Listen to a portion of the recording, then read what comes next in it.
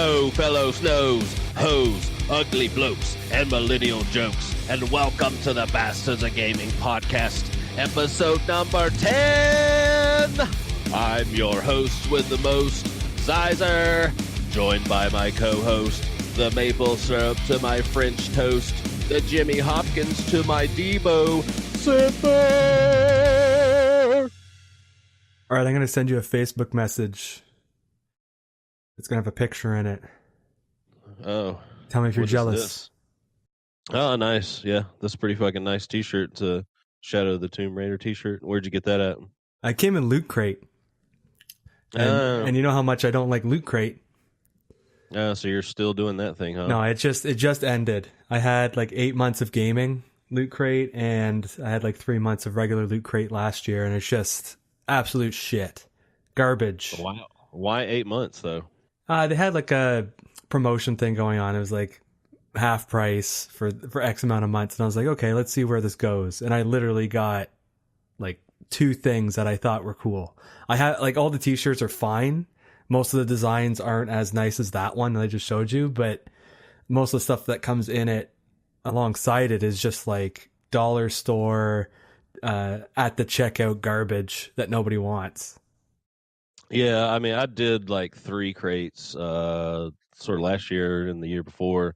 I did one of the special God of War crates where I got my God of War hoodie, and then I did a couple of just the normal gaming ones. But yeah, I just kind of went month by month because I wanted to see what it was like before I, committed to like 6 to 12 months.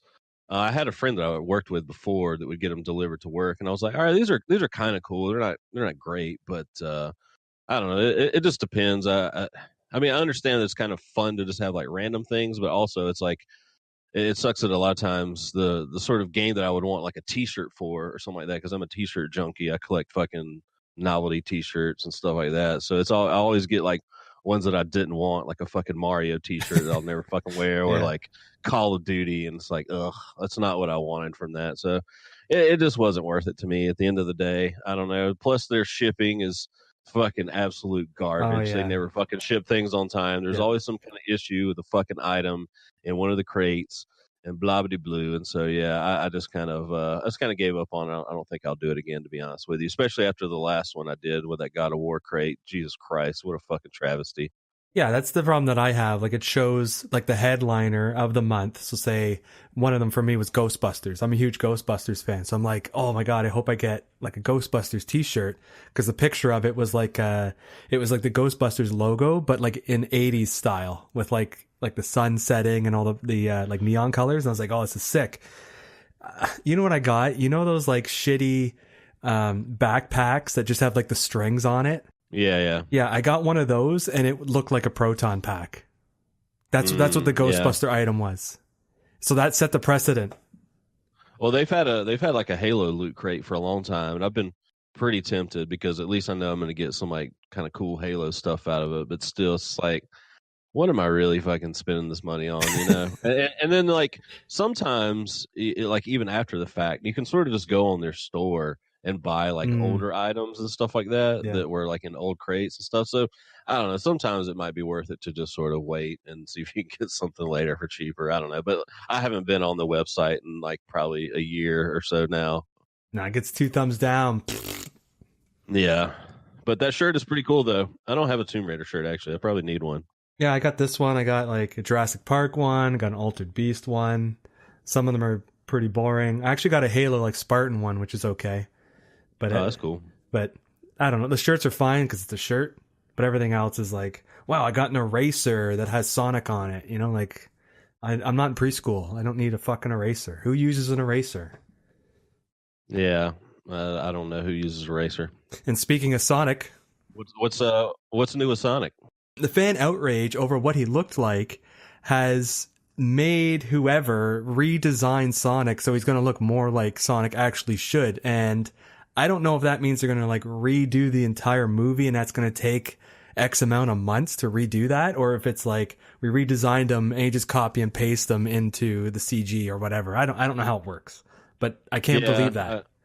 Yeah, it's pretty remarkable actually, because I mean, I think this is the first time that like people who work in Hollywood or whatever. Basically, anyone that makes anything like entertainment wise has like really sort of listened to what the fans wanted, and it's kind of like a weird thing that like I guess it couldn't be that expensive or difficult to do this, because otherwise why would you completely change the design of a character through this whole movie unless you said like it's just going to be swapping out like templates or something, because it seems like something that would be really hard to do. I mean, I don't know how far along that movie is. I don't know jack shit about a movie production and what all goes into that, but yeah, this is like kind of like a victory for fans in a way, even though I wish it was something other than Sonic that I could be excited about, that people actually listen to what fucking fans wanted for once, Yeah, the movie's still going to be terrible.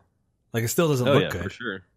Yeah, it's just I don't know. Like I said, I just don't know why all these people that get sort of creative freedom or whatever. I don't know what the case is with a lot of these like video games, especially movies. It seems like especially movies where I don't know, like you had like Ryan Johnson with The Last Jedi, where you have these people that are like, apparently fans of it, and they want to come in and like contribute to the universe or whatever. And I understand wanting to put your own like stamp on it and sort of like kind of make it your own in a way, but at a certain point, it doesn't seem to ever work out when people want to take these artistic liberties with things. It's like, no, that's not what fans want. It's like who would have thought that Sonic anyone was going to like that? Like. It's just ridiculous to me. I just don't know why these people come in and they're so cocky about like, oh yeah, I want to change this and that and sort of make it my own. And yeah. And it's like, no, that's not what people want. Like, be fucking reverent to the material. You know what I'm saying? Yeah, you got 30 years of material. People grew up with this. They love it or whatever. And you're going to be like, well, I'm going to redesign it. Like, why? Why would you do that? Hey, Xizor, you there? Who's this? Oh, for fuck's sake. Noah, I'm recording a podcast right now, okay? I don't have time for this. I just wanted to see if you could, play some Division with me again. Well, I mean, I actually don't have it anymore. I traded it in the other day. I was kind of done with it. You traded in? Well, I thought you had a digital copy. Well, I mean, I basically just sold my Xbox Live gamer tag, to be honest with you. It was worth a lot of money, had a high gamer score. There was a lot of games on there. It was worth thousands of dollars. I just kind of wanted to put a down payment on a house. Well, did you want to play some like Fortnite on PC? Jesus fucking Christ, no. I don't play that fucking game. Now, why are you doing this? You're interrupting our fucking podcast right now with this shit. I'm sorry. I just want to play some more with you. We had fun the other night. Sure, whatever. I guess. I don't know if we had fun. Well, I mean, I had fun. It was kind of cool playing my dad's friend. Yeah, well, if you don't get off this fucking Discord right now, I'm going to call your fucking dad and tell him you were saying racist shit while we were playing the game last night. I wasn't. I didn't say anything like that. I wouldn't. Yeah, well, I fucking knew your dad long before you were born. So who do you think is going to trust? Me or you, little shit? Now get the fuck off here. Okay, my bad. Jeez. All right. Fuck. Sorry about that. Who the hell was that? Yeah, this is one of my good friends. It's his son, Noah. He just I don't know. He joined our party chat the other night while we were playing Division, and I played with him for a while, sent him a friend request, trying to do the good thing for my friend's son. But you know how I feel about fucking kids, and I can't really fucking stand that goddamn shit. Fucking squeakers. So how did he get our Discord? Did you give it to him? Kid's like a fucking hacker or something, man. He's been like stalking me online now that I've been playing games with. Like, he just kind of shows up randomly here and there, and I don't even know how he found me, to be honest with you. How old is this kid? He's like 11. Really? Wow, his voice needs to drop soon. Gotta hit puberty. Yeah, he hasn't hit puberty yet, so maybe one day. All right, so the topic of the week this week is toxicity in gaming with special guest professional wrestler Griff Hellfire. And then after that, we're going to the what the fuck we're playing this week, talking about a little bit more Days Gone, Mortal Kombat 11, and Assassin's Creed Odyssey. Then after that, we'll move into the Q&A section as always. And just to let everyone know, we're available for free on all podcast platforms, iTunes, Spotify, Stitcher, Google Music, and tons more. Just search for Bastards of Gaming, and if we're not on the platform of your choice, just let us know, and we'll make that happen for ya. Are you part of the Bastards community? No? Well, join the fucking conversation and engage with us by liking our Facebook page at facebook.com/bastardsofgaming. Each week we share your thoughts and feedback on our show. Subscribe to us on YouTube and rewatch clips from past episodes. Simply search for Bastards of Gaming. Lastly, we would love if you could leave us some honest reviews on our Facebook ratings page or in the podcast platform you use to listen to us, such as iTunes. Those reviews will go a long way in helping us build this podcast and community. All right, topic of the week this week is toxicity in gaming. And I'm going to throw it to SynthR here. He's going to introduce our special guest this week. He's been actually excited for this. Professional wrestler, Griff Hellfire. Yeah, I've been waiting a long time to do something like this. Here we go. I am the god of Hellfire, and I bring you fire.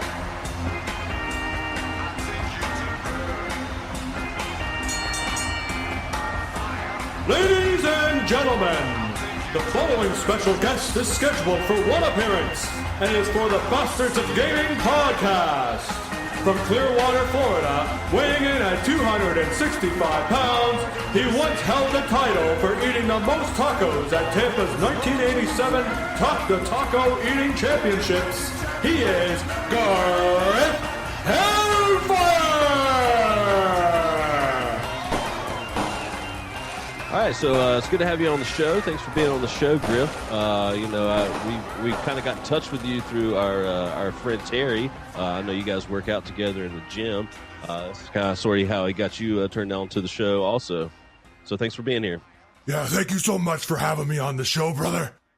I can't wait to talk about toxicity because I know all about it. I'm sure you do. The sort of toxicity that a lot of us sort of grew up with was in wrestling. Oh, I'm pretty sure we set the precedent, brother. Yeah, you sure did. I mean, I think me and SynthR, we grew up loving this shit. We grew up watching wrestling, and I love a good heel. I love a good villain. So, I'm happy to have you contribute to this conversation. Yes, thank you so much. Let's get right into it then. All right, so basically what we'll be talking about today is sort of just toxicity in gaming in general, all across the board. We're going to sort of start out talking about Blizzard and a lot of things they've been doing in the last year, both good and bad. So last year, or earlier this year, I think it was, in Korea, Blizzard banned more than 18,000 Overwatch accounts for toxic behavior. Those bans will come with an end date, however, and further recourse is pervasively far more opaque. So this is just one sort of thing that they've done amongst many over the last couple years in Overwatch and Heroes of the Storm and basically all their games, really, as far as like trying to cut down on sort of toxic behavior.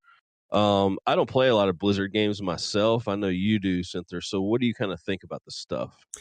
Blizzard is pretty good. They're very at the forefront of like the banning and making sure toxicity is brought down quite a bit. Overwatch, like it's a competitive game, right? And like any competitive game, you're going to get all the people who are like alpha and uppity and they want to win because winning is all that matters. So like Blizzard is a hotbed for that. Definitely one of the places. Okay, hold on. I have a story from back in Korea in the 80s. I had a feud against the national hero Lee Wang-pyo. He retired after 40 years in the business, but look at me. I'm still going, brother, but I'll tell you something, man. Those Koreans are scrappy. They don't put up with any American bullshit. Wow, that's pretty cool. So you made this guy retire early? No, he retired on his own. I left Korea a long time ago. Oh, okay. I just thought maybe that you were the one that took him out. You sort of took him out of the business, as it were. No, we're all drinking buddies now. Oh, that's good. So you get along with the good Korean wrestlers over there? Oh, yeah. So another thing is that they've sort of they're not just relying on reporting systems within the game. I mean, Blizzard has said that they are now like proactively seeking out toxic behavior by visiting forums and sort of YouTube, Twitch, and other social media sites for what kind of seems like, I don't know, like thought policing or sort of Orwellian tactics in a way. Like I know that they've said that sort of to you know, kind of double check reports they may have gotten in the game of some or certain people. But I think you're going a little bit too far, in my opinion, when you're sort of like monitoring people's activity outside of the game. This is sort of a trend that we're seeing with a lot of sort of online activity these days, whether it's social media and stuff like that, where you have a lot of like sort of these tech company overlords sort of just like watching people, and like it's not even so much that you're just getting banned for things you've done on a specific platform. You could be banned for something you did somewhere else. It's completely unrelated. So I get why they're talking about thought policing. It kind of is.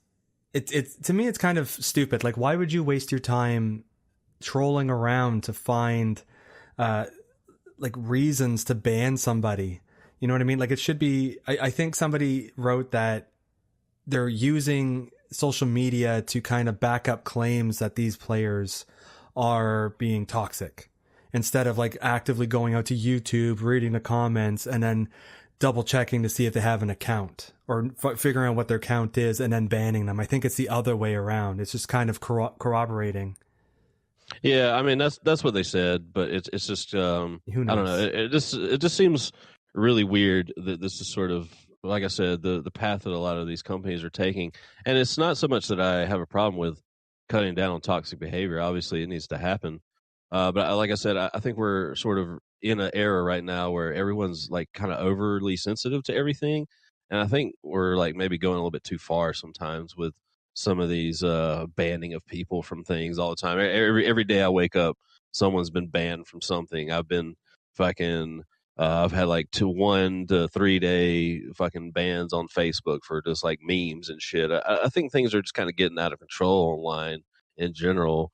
But the other problem with it really, I don't know exactly all the things that Blizzard are doing to sort of figure out how to ban these people. But the problem with a lot of these like social media sites and a lot of this stuff is it's kind of like automated now, and it's done all by these like algorithms and stuff. So a lot of times it's not even really, sort of human beings like looking at this stuff. It's just certain things get flagged, and then people get banned because of a string of words or a word or something like that.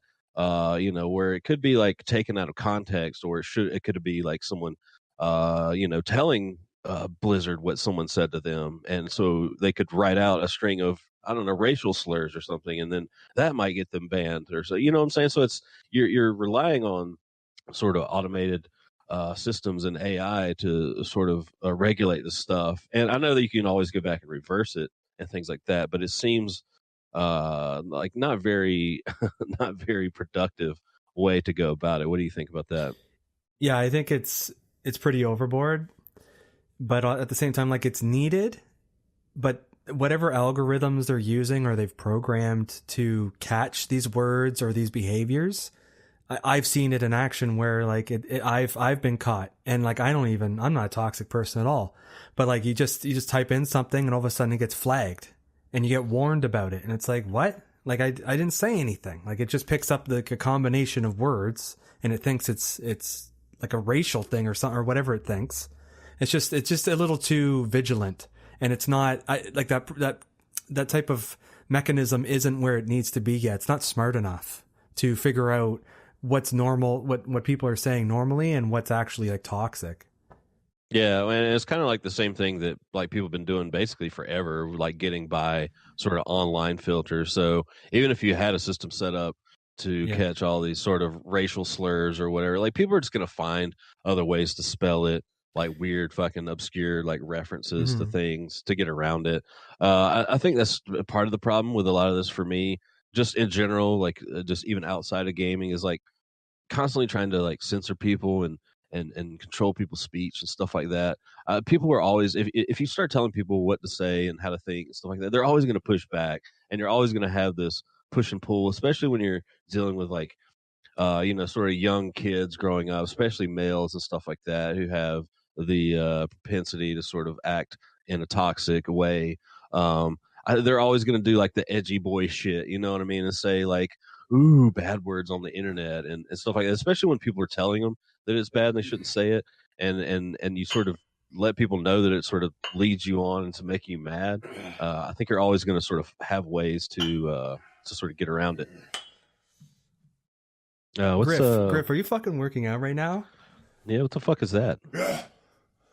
Gotta keep the pumps in. Gotta get the reps. Well, I was kind of hoping you would contribute a little bit more to the conversation here. So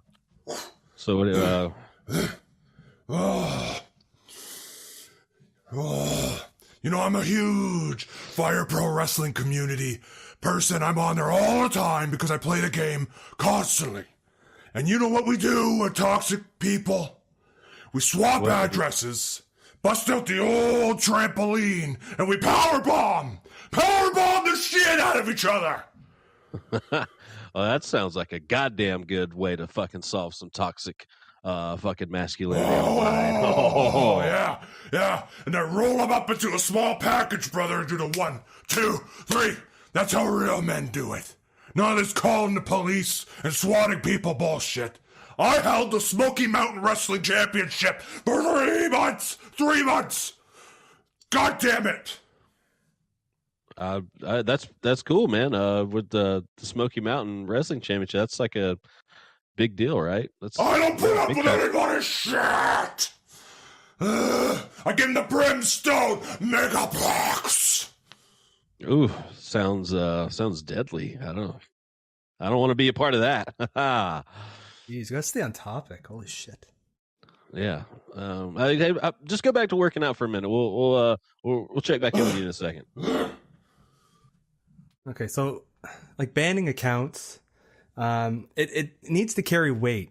So if your account is tied to like your whole Blizzard account and you get banned, it carries weight because you paid for the game. It's not free. I know there's like Heroes of the Storm, but if you have a game like Fortnite, like what are you losing? Why just make a new account now and just start over again? You're losing some of your cosmetics or whatever. Like who cares? So if you're banning all these people on free to play games, which seem to be like some of the most popular games right now, is it doing anything? Does it really matter? Because they're circumventing by making another account. So big deal. Yeah.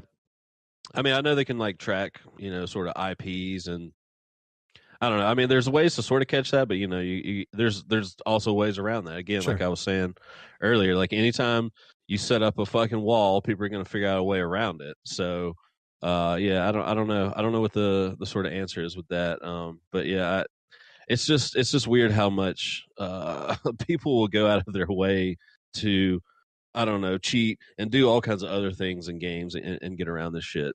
So in terms of like seeing this done right, I played tons of Heroes of the Storm, and I saw toxic behavior, but I didn't feel like it was constantly there because I feel like they set up a system that is right. And some of the things that they did was they have opt-in voice chat, so I don't have to be in it initially. You can mute all the channels. That's kind of standard. They have all their in-game reporting. And if you get too many strikes on your account, you actually get put into like a shit player queue, and you have to play so many games before you're out of it again. So if you disconnect, or if you do, or if you leave, or if you go AFK, or if you've harassed people too many times or whatever, you go into this queue, and basically it's all like the criminals and pieces of shit like playing with each other. So like I've been stuck in it because if my internet goes down, even once, sometimes I get thrown into the queue, and it's like going into Crime Alley. It's just like the dregs of society are all there, and it's an unproductive game. It's just everybody fighting. Yeah. Well, I mean, that's another thing is the whole punishing people for quitting games and stuff like that. I understand that's a problem too, but yeah, with it being an internet game, and then plus if you have like older people, like, we're adults now. I don't have any children, but you do. If you have to like walk away or bounce from a game real quick to do something like for your family or your child, like you're kind of punishing people for, things that are sort of out of their control. You know what I mean? Yeah. I've had to leave games before, and I'll say like, oh, sorry, I got to go. My daughter is doing something. And of course you get reamed out, because being a parent is a horrible thing. And I'll just leave. Like I won't go AFK. I'll leave because then I'm replaced by a bot. So at least you have a shitty bot to do something and not me standing in the home base or whatever doing nothing. You know, I try to be nice about it, but I'm sure I got reported. Because sometimes you see people are like, oh, reported. Like, the game is like a half an hour long, and anything can happen at any moment. So why am I being reported? Like, my child could be choking to death. I don't give a shit about what you guys think about this game. Sorry. Bye-bye. But that's you know, that's the people online. That's what kids are gonna do. The people that are like the tryhards in every game that take it super fucking serious. And I get it. I was a young man too that like took games a little bit more serious than I should have. But you know, there's just things that you can't help, and it's kind of like dumb that you're punished for that. Because you know, I mean, there's certain games where it's even more detrimental, like in Destiny 2, if you're playing Gambit, if someone quits out of your team, it's pretty much over at that point, and then so everyone bounces. So I get it, but yeah, there's just certain things that can't be accounted for. Just because someone left a game doesn't mean that they fucking rage quit and stuff like that. But another aspect, sort of related to this, I was wanting to talk about. It was I don't know how much you know about this, but I have seen stuff where Blizzard is sort of ban people for being like a one-trick pony player, like Overwatch players that sort of only play one hero in competitive play, Really? who have been suspended in part because they refuse to play characters their teammates want them to play. I've never. Yeah, I don't. Have you heard of anything like that? No, this is the first time about it.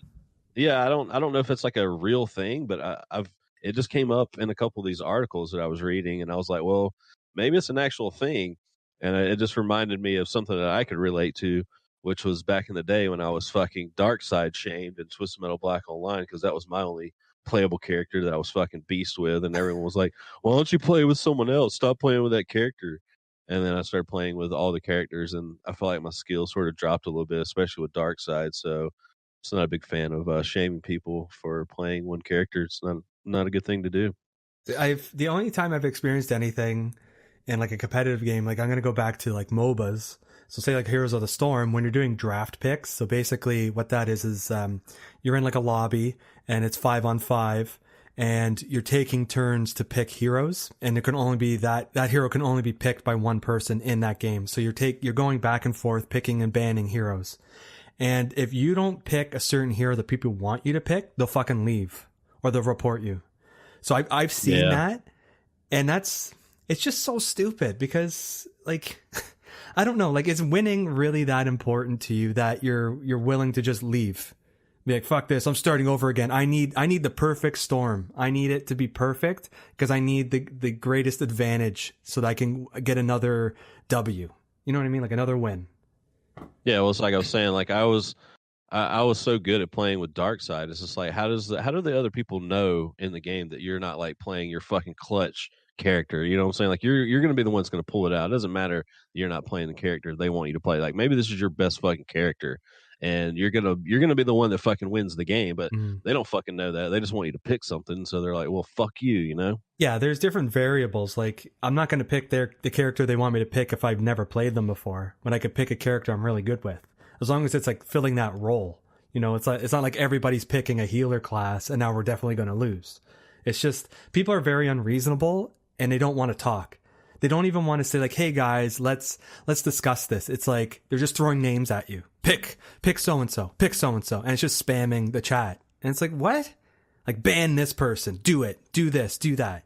Like it's already toxic. So what's it going to be like the second we get in the game and somebody dies? Like the first person to die, oh, you're shit, I'm going to report you. Like it just escalates so fast. Yeah, the problem is you just have this like big, huge pool of people playing, and you have some people that are like casual, some people are like middle of the road, and some people that are like really super like hardcore about a game.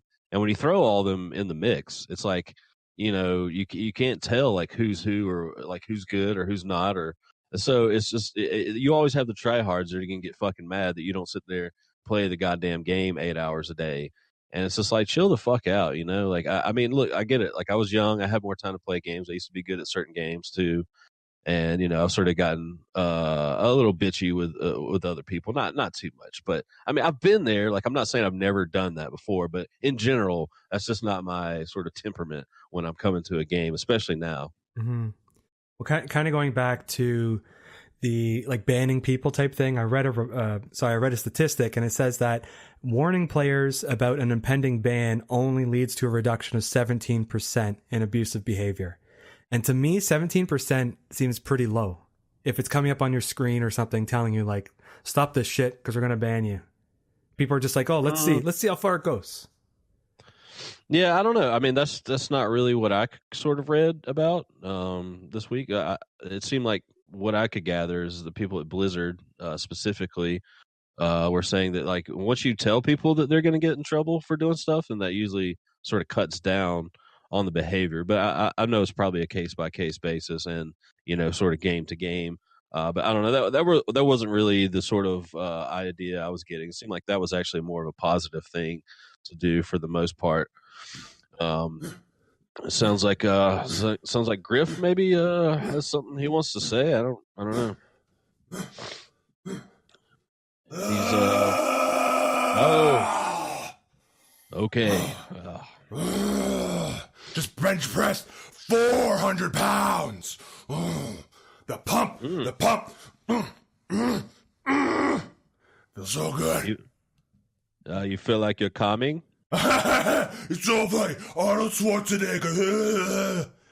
Yo, are you gonna actually participate in this conversation, or are you just gonna fucking work out the whole time? Terry vouched for you. He said you're a gamer.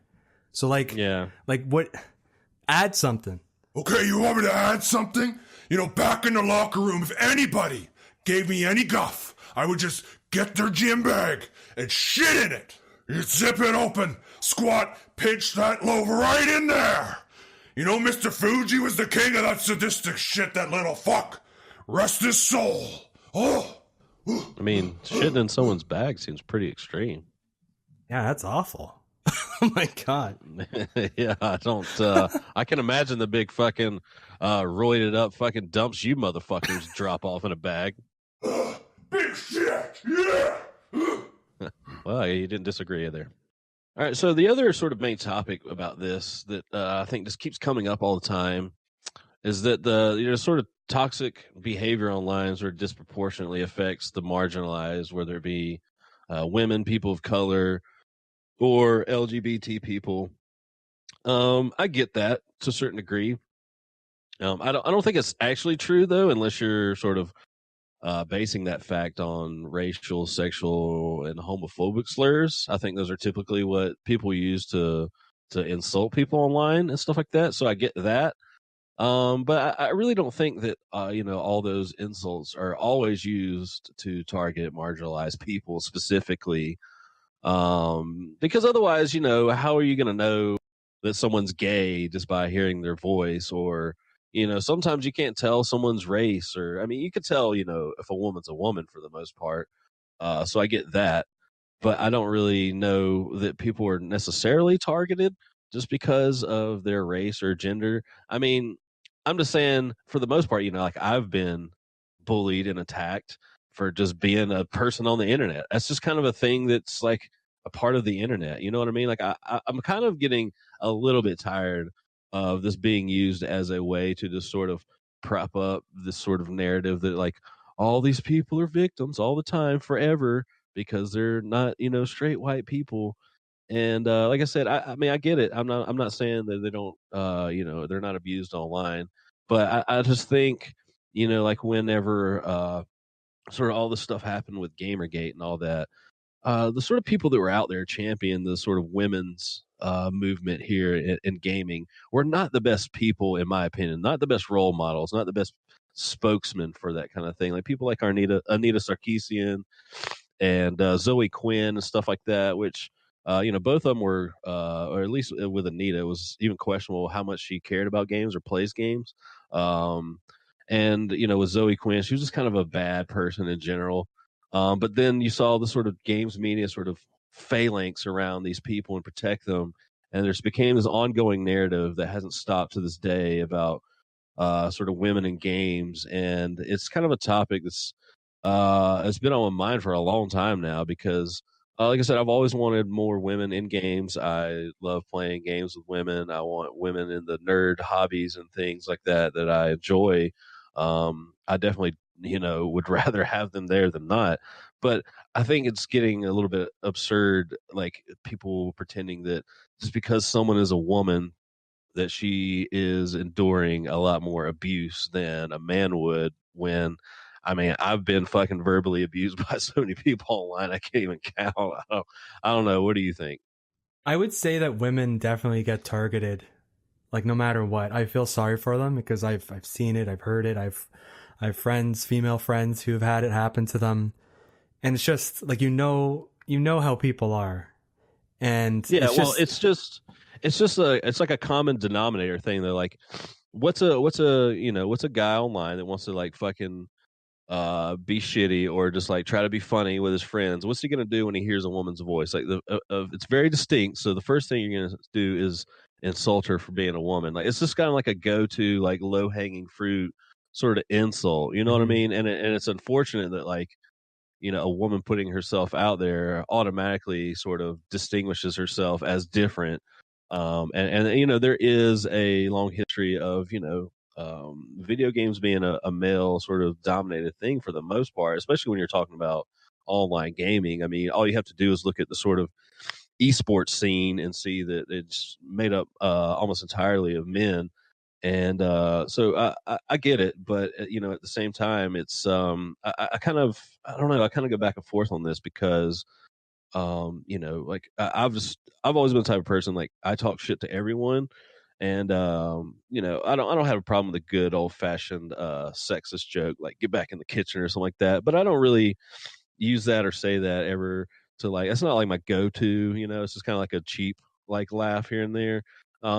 But when girls sort of join my crew, if we ever play with them and stuff like that, I mean, I'm always about, just I tell them straight up, like I'm gonna talk shit to you just like I do the rest of my friends. If you want to be in this group, if you want to be in this male dominated thing, that's what males do for the most part. We fucking rib each other, we fucking talk shit, we say horrible things to each other, and sometimes I think that sort of women are coming into some of these activities sometimes and sort of wanting to change that, and I'm like, I get it to a certain degree, but like this is kind of how like dudes are. And if you're not down with like the shit talking and like people being horribly to each other, it's like, well, I just don't I don't know. It's just like, and then you're having to like treat people differently, and I just don't know how I feel about it. We definitely like wreck each other all the time. Like we all know personal things about each other, and like nothing ends up being off limits, and it's fine. Like I don't go to bed crying. You know what I mean? Like it literally does not bother me that you guys make fun of personal things. I don't care. If I felt like it was going to be an issue, I wouldn't tell you those things. I don't care. It's funny. We're all laughing, whatever. Who cares? We're relaxing, we're venting, and making fun of stuff just helps to cope with things sometimes when they're bad. You know what I mean? Like, I don't know. Like like my wife, I harass her all the time and she harasses me all the time. We say horrible things to each other all the time. We laugh about it because that's our humor. We think it's funny. No, I was just going to say, I think that's kind of like a cornerstone of a good relationship to me. Like, I'm sort of seeing this girl right now, and like, I just kind of put that up front, like just right away. I'm like, I joke around a lot. I'm kind of a dick. I like to just fucking roast people, and we can roast people together. I'm going to roast you and you can roast me. And it's just like a sort of core pillar of a good relationship to me. I don't know, maybe I'm fucked up, but I feel like that's just sort of what I've seen from a lot of relationships, though, and a lot of relationships I've been in the past, whether they're, sort of intimate relationships or just friendships. I don't know. That's just kind of like the through line of every sort of group I've had, as far as gaming, as far as like real life, like work environments. It's just everyone kind of busts balls and stuff, I don't know. I think it comes down to whether or not you're insecure. You have to be happy with yourself, and like for me, I've been through a lot of shit in my life and I've dealt with stuff, and I'm almost impervious to what anybody's ever going to say to me. Like it does not matter to me. And my wife knows, and she trusts me. She loves me. She knows like what I'm saying is a joke. Like she knows I'm not trying to be mean spirited. I'm just saying it for the shock factor or just to get her to laugh in a shitty situation. And unfortunately that personality doesn't translate online because people don't know you. You know what I mean? They automatically assume that you're just a piece of shit and you're trying to be a dick, or you're trying to be edgy or whatever it is you want to do. And it's not like that. Like I am sarcastic. I'm playful. I'm a bit belligerent with stuff, but it's part of my charm. That's what people say. Like you're a charming person, but you're an asshole about it. And we love you for it because it's funny. And you call people out on their shit, but you have a funny way of doing it so that it diffuses the situation. So it's just unfortunate. Maybe because you can't see people face to face. Maybe that's the issue because it's just over the internet. It's just a screen name. I don't know. Yeah, but I mean, I'm the same way, and that's kind of what people feel about me too. I'm the endearing asshole. But it's like like I said, I think that's sort of the problem with like if a woman sort of speaks up in a voice chatting game, it's like if you don't know the chick, obviously what's the first thing you're gonna do if you're gonna try to like bust her balls? You're gonna make fun of her for being a woman, and so that's kind of unfortunate that like that's just the go-to until you could like have something better. You know what I mean? So I feel like it's just like a default insult, and that like I don't know, sort of women are taking that and like blowing it up a little bit more than it really is. Like I said, I'm not trying to take anything away from, women's struggles in video games. Like I've seen the behavior online. I'm not fucking oblivious to it by any means. But like I said, I feel like most of the time it's just sort of to fuck with someone because it's just trash talk, and that's kind of what people do online. It's just you're trying to get in someone's fucking head and fuck up their game so you can win. You know what I mean? And it's just I don't know. Video games are sort of in a weird space where, like I said before, with like esports and stuff. I think overall, competitive video games are male dominated activity, and just like sort of sports and stuff like that, where we're ultra competitive and talk shit. Like I don't I don't really know what's going on the football field, on the NFL, during an NFL game or on an NBA court. But I'm sure all those fucking guys are like, whispering shit and talking shit on the field. And you see things get heated, players get heated and fight with each other and stuff like that. So, but just imagine, sort of mixing females into that. Like, I mean, aside from the sort of brutality of, having females on a NFL football team and tackling them and stuff like that, just what other examples are there where there's sort of this competitive, activity where you have males and females, other than your like, I don't know, maybe your work group has like a softball sort of team that they do for fun. But if we're just talking about like, normal sort of strangers getting together, or maybe people that kind of know each other with people that don't, I don't know if there's any sort of other examples of sort of males and females sort of interacting in this way. And so I feel like it's almost like a unique thing anyway, where I feel like this stuff is going to happen. Like it would happen in any other thing. Like it's not just unique to gaming. I don't know. What do you think about that? The fact that it's over the internet changes it completely because everyone's anonymous. I don't experience this level of toxicity at work, within family stuff, or anything else. Like if we're playing board games, like people are making fun of each other, but we all know each other, so it's not a big deal. I don't play board games with strangers off the street.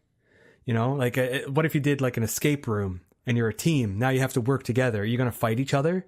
Be like, oh, you're a woman. Of course you're going to be the healer. We don't need a healer in an escape room. We need to get the fuck out. Like it doesn't really apply. I think the internet is its own unique, like microcosm of like bullshit, and it's super hard to police.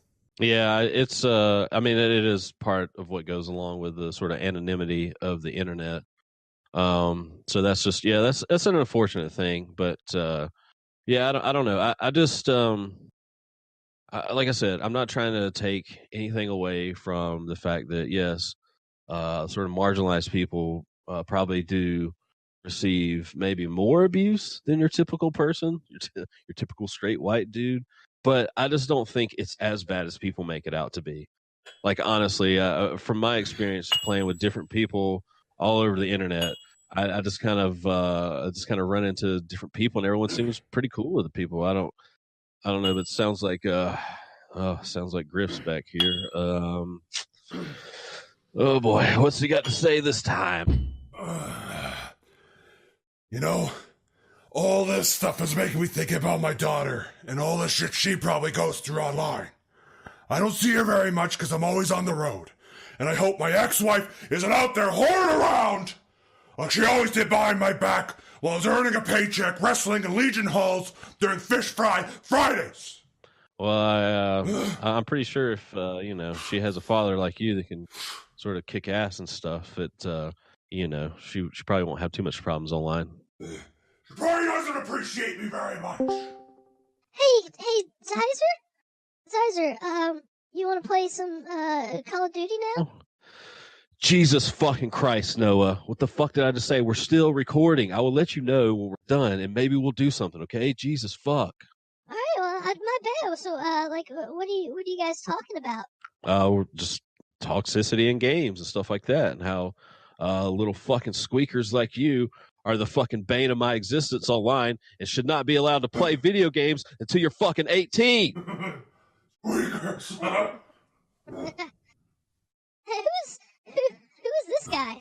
Who's that? This is Griff Hellfire. He's a professional wrestler. Would you like to meet him?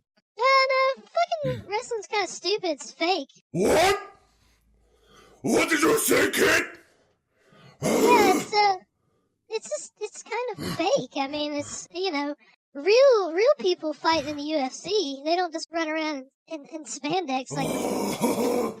You did not just say that, kid. No. Give me your address right now. Give me your address. I'm not giving my address. You're fucking creepy and weird. No. Get your trampoline out. We're gonna finish this like men. Give me your address right now. Trampoline? What kind of stupid shit is that? What kind of dude wants to get on a trampoline? A fucking professional wrestler, that's who. Yeah, you're real funny, kid. Give me an address right now. Right now, kid. I'll come right to your house. Right now. And I'll give you the Hellfire Megaplex. All right. I think it's time for you to fucking leave, Noah. You're clearly causing a bunch of fucking shit. I'm gonna find this we kid. don't fucking need. I'm gonna find this kid right now. I'm gonna find him. Yeah, well, fuck you, Griff, you bitch. I'm coming for you. Fuck's sake. This is out of control. I'm sorry, ladies and gentlemen. This is I'm just sitting here laughing. It's ridiculous. Yeah, this is absolutely fucking absurd here. Well, before all that happened, I was gonna say let's jump over to like kind of the psychology of where these toxic players come from. And one of the things I was thinking of was it seems to go back to like the cavemen days of like being alpha and like wanting to be the best and to have the skills that are above everybody else's, to be the leader. And I actually read an article that was talking about how kids at an early age are taught that winning is almost everything. You have to beat your opponent. You have to go further than everybody else. You have to be better than them. And it's showing that by letting like a kid win at a board game, let's say, letting your child play a game and you let them win constantly and not letting them taste failure, it doesn't teach them the skills that they need to like go through life and to accept defeat and to understand what it's like to not always be on top and to understand that winning really isn't everything. It's participating, doing your best, and just getting along with people, because it just doesn't make sense to be so adversarial against everybody in your life, because that's not how life works. You probably have major issues in your life if everything is drama and conflict. You probably don't have a job for too long. You probably have issues at home with your parents or with your wife or whatever. It's just, you got to get along and communicate and just be normal. And if you have feelings that are really like bubbling up inside you, you need to tell people about it instead of flipping out and being toxic or running somebody down. Also, the psychologist said that the upcoming crop of players like us are the first generation of gamers that are going to be raising other gamers. So we are kind of leading the way and teaching kids that like you shouldn't be toxic online. Don't worry about losing. Like, it's fine. You learn more by failure, and just learning proper gaming etiquette and how to lose gracefully and to treat other people in digital worlds with respect. And that's what it is. It's just being respectful to people you've never even met before. Yeah, I mean that's that's part of the problem with our society today. Although there's a lot of sort of back and forth on whether parents are coddling their kids too much or whatever. But yeah, this whole like everyone gets a participation trophy. Everyone's a winner. I don't think it's really sort of panning out in a good way. But it's an interesting point you brought up though. Is like it's like I said before on the podcast that sort of video games are one of the newest entertainment mediums. We're like the first people that grew up with video games, and like you said, we are literally the first generation that plays games and are raising gamers. So yeah, I mean, I do have some hope, maybe that we will be able to raise a better generation that sort of understands gaming etiquette and stuff like that. Well, but it's tough. I It's tough because if you're already a toxic person, you're going to raise another toxic kid. It's like that for almost anything. Like if the kids pick up your behaviors. So unless you realize that in yourself and change that, it's not going to happen. Yeah, kind of like Magnum yelling for all those years, and now his fucking sons just fucking yell at video games all the time. Well, yeah, whenever we play with them, everybody has a TV and console in that house, so you just hear everybody yelling in the background while we're playing with them. Yeah, so good job, Magnum. So one last thing I'll add about like the psychology stuff. I don't have any proof of this, but it's just the same. I think it's kind of the same as bullies. Usually people who are bullies see or experience bullying at home to some degree. Like maybe the parents are a bit abusive, so the kid will take it out on another kid at school. And I think online is like the perfect grounds for someone to go out and just vent their frustration on the world, just run people down, yell at them. They're angry because they're not doing good in school, or they just lost their job and they got to take it out. So they're already on edge. And like, I don't believe everybody's like that, and that's why everybody is toxic. But people need to just learn to rein this shit in and control their anger and just be more respectful. Yeah. I don't know. Part of that's just growing up, though, too, man. I mean, like, I was never out of control, but I definitely had a period, and it was like you said, it was probably about 10 years ago or so, where I was in a bad place in my life, and I would get like super angry at games. I remember throwing my controllers against the wall and stuff like that. But even just growing up, playing games, it's just like I said, it's just a young man's thing, man, where we just sort of grow up to be competitive and want to win and stuff like that. And you just have to sort of. It took me a long time to get in a place where right now I'm good. I don't care about winning anything anymore. I'm just in games for the social experience. Anytime I get on an online game, I don't care about winning. I don't get mad anymore. So I just sort of put that aside. But it took a while to get there. So I think it's just part of growing up at a certain point too, man. Like you just gotta let kids do dumb shit. I mean, I did dumb shit when I was young. Kids are gonna do dumb shit. They're gonna not realize the sort of severity of their actions and the things they say. So I think it's just like a cyclical thing. It's just always going to happen in the same way that you're always going to have bad apples. And I think in today's society, people tend to sort of highlight the sort of bad apples and blow them up and make them a little bit sort of bigger than they really are. So it's interesting that most of the toxic games seem to be multiplayer focused. So it's competitive. So being competitive seems to bring that aggression out anyway. So it's almost like you're doomed. You know what I mean? Like competitive play just creates, or competitive play brings out that like base instinct of just winning, killing, doing whatever it is you got to do to be on top. So we're doomed. I think we're doomed. And before we did this podcast, I did some research on the top games that have the most toxic communities, and I'll ramble some of them off. And so the number one was League of Legends. Then there's Call of Duty, Counter-Strike, Dota 2, which is another MOBA on Steam. You have Overwatch, of course, World of Tanks, which is like a weird entry, but it's a free-to-play game.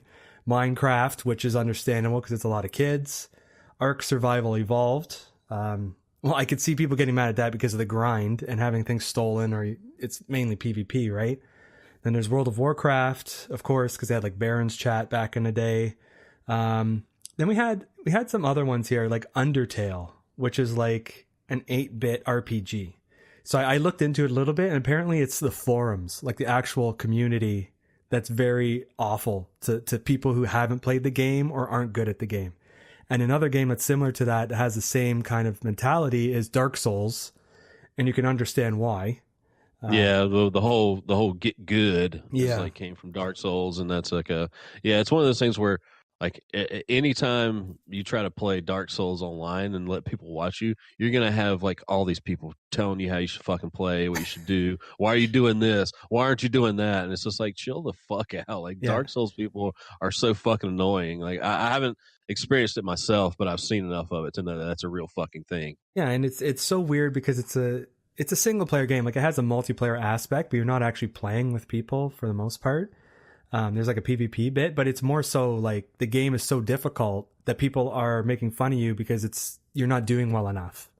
And but it's also like, especially with this, there's like different sort of play styles and things like, and everyone has their own sort of rule set or their own like moral code when they play the game. Like some people will shit on you if you like bring someone else into your game and like, fight a boss like co-op. People are like, oh, look at you, like cheaping out. You can't beat him yourself. Well, it's just like people have their own little rules and laws that they play the game by. And if you don't play exactly how the fucking thousands of other people want you to play, then you're a fucking piece of shit. Yeah, apparently. And one that I saw a couple times on the internet was Left 4 Dead. And I know you played it for quite some time. I really liked it, but you played it with Rhodey a lot. So what did you guys see anything? Not really. I mean, we sort of that's probably one of the most serious I've ever took any game. Like we were playing. I had a sort of different group that I played Left 4 Dead 1 with, and we sort of rolled into Left 4 Dead 2, and that's sort of when I started playing more with Rhodey and our crew there. And I don't know. We sort of got like all into the like high end competitive scene. Like we were doing the sort of game battles thing, which is like a sort of third party separate site where you can go sign up, create your sort of little ladder or whatever it is for different games, sort of compete with other teams out there that want to sort of, especially for games that don't have like built in sort of clan functionality or sort of competitive tournaments and stuff like that. So we were all into that. For the most part, I don't know. I mean, I never saw bad activity from, but like I said, I was always playing with my friends, and we were always in Xbox live chat. And so the randoms we were playing against, we never talked to. And if it was people that we met up with from game battles, we were always just like GG or whatever, and like it wasn't that much communication back and forth. So I never saw it, but I could get it. Like I was super competitive in that game, but I don't know. Most of the complaints seem to be for PvE stuff.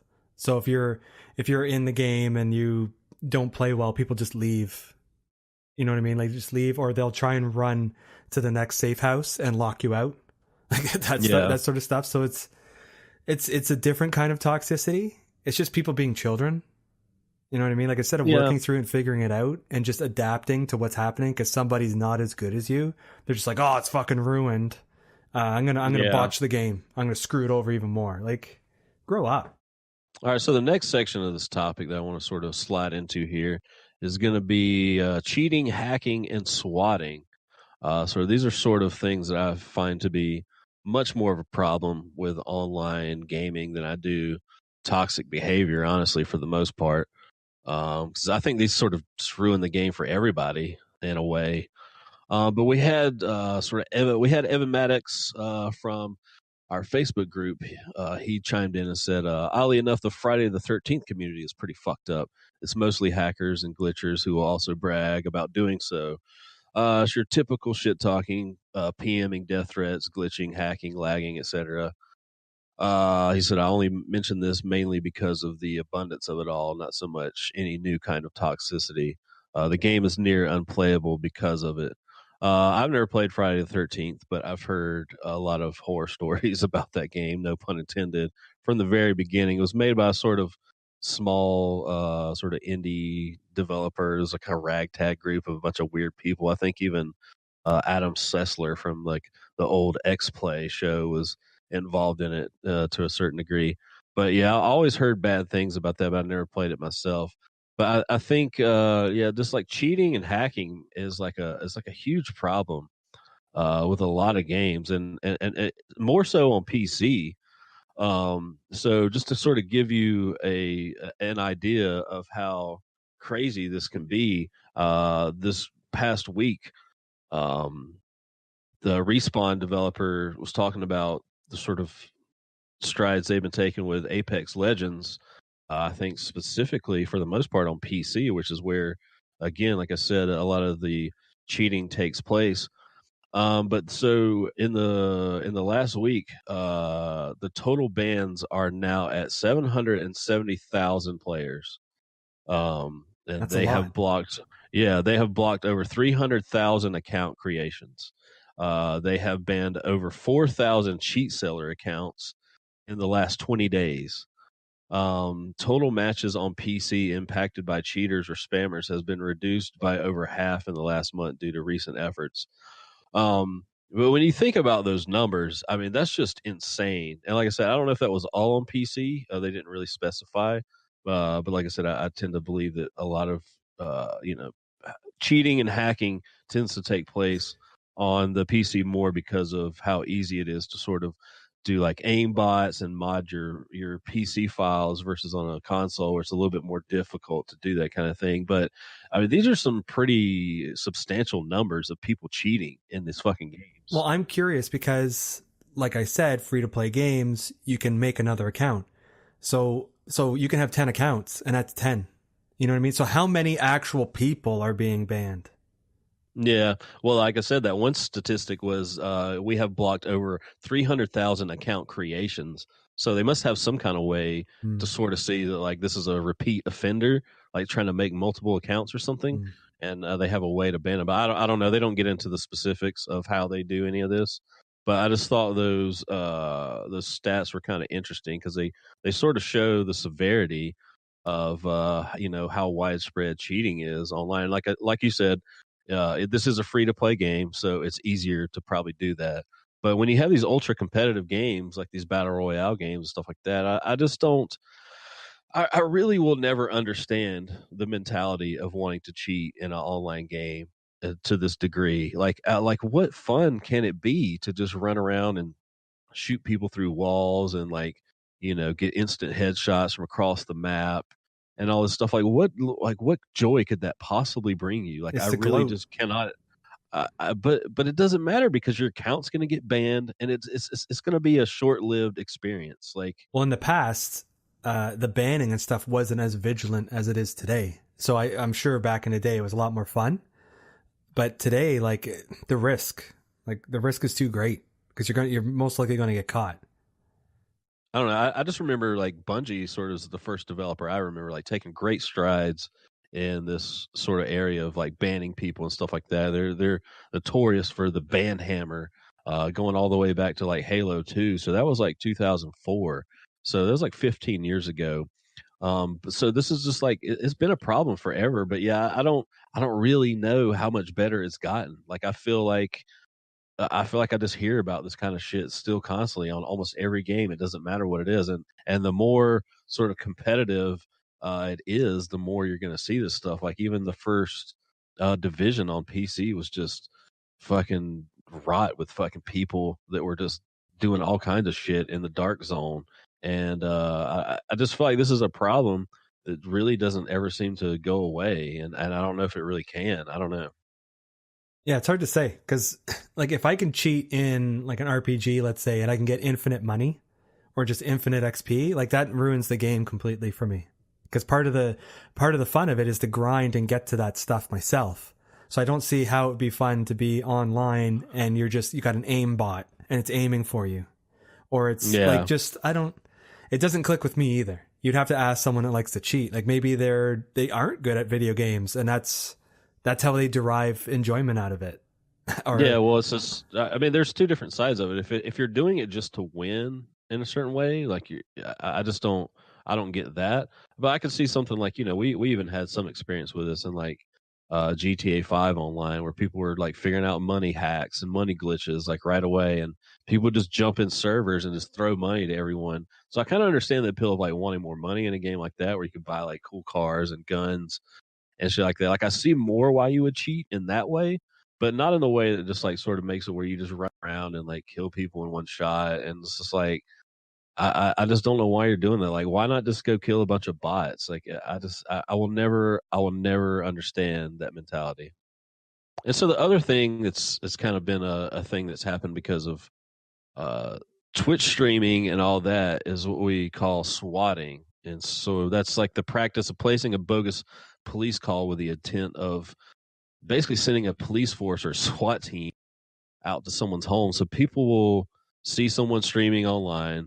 They'll figure out where they live. Like there's all kinds of people that are like doxing people online and all that kind of stuff. They'll figure out where people live, maybe their town, or some of these people figure out their address. I mean, it's kind of hard to keep your anonymity online in this day and age.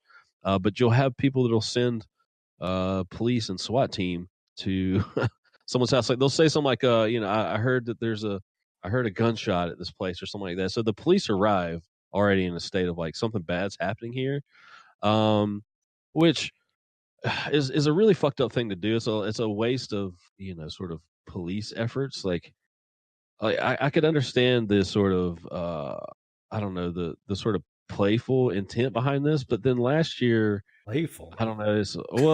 I don't know. I don't know if that's the right word. I understand the sort of idea of like fucking with someone, like pranking someone in this way. But I think once you're bringing like police and like guns into the mix, I think it's like escalates it to a level that's maybe not okay. Send a pizza. And I think everyone, yeah, exactly. This is like the next level of like sending pizzas to someone's house. But what's really crazy is sort of last year, this actually resulted in the death of a person, and so the person was actually found guilty of I think he pled guilty like 51 federal counts. He's facing a sentence of up to 20 to 25 years for swatting. So this is when it all sort of changed last year when this happened, because these police showed up at this guy's house. And things kind of went south real quick, and they ended up killing him. So it's a pretty fucked up thing to do. And so yeah, this is like a new thing. I feel like the sort of swatting thing is like kind of going away after this happened, because everyone was like, "Oh shit, this is serious now." But it has been a problem for a while now. This whole swatting thing. I don't know. What do you think about it? It's just horrible. There's nothing you can really say. Like, it's awful. I know people didn't have the intention of having someone murdered, but like seriously, it's just so stupid. It's just like all the challenges that they do on YouTube, like the cinnamon challenge, the Tide Pod challenge, all this stuff that'll kill you. It's just, people are dumb. They're just fucking dumb because they want their like 15 seconds of fame, or they want to be cool, or they want to say they did whatever. While the person that swatted that kid that got killed is in jail. So Yep. like that's where he should be, over fucking Call of Duty, I think it was, right? So Yeah, like, bravo! Like what a thing to go to jail for. Bravo.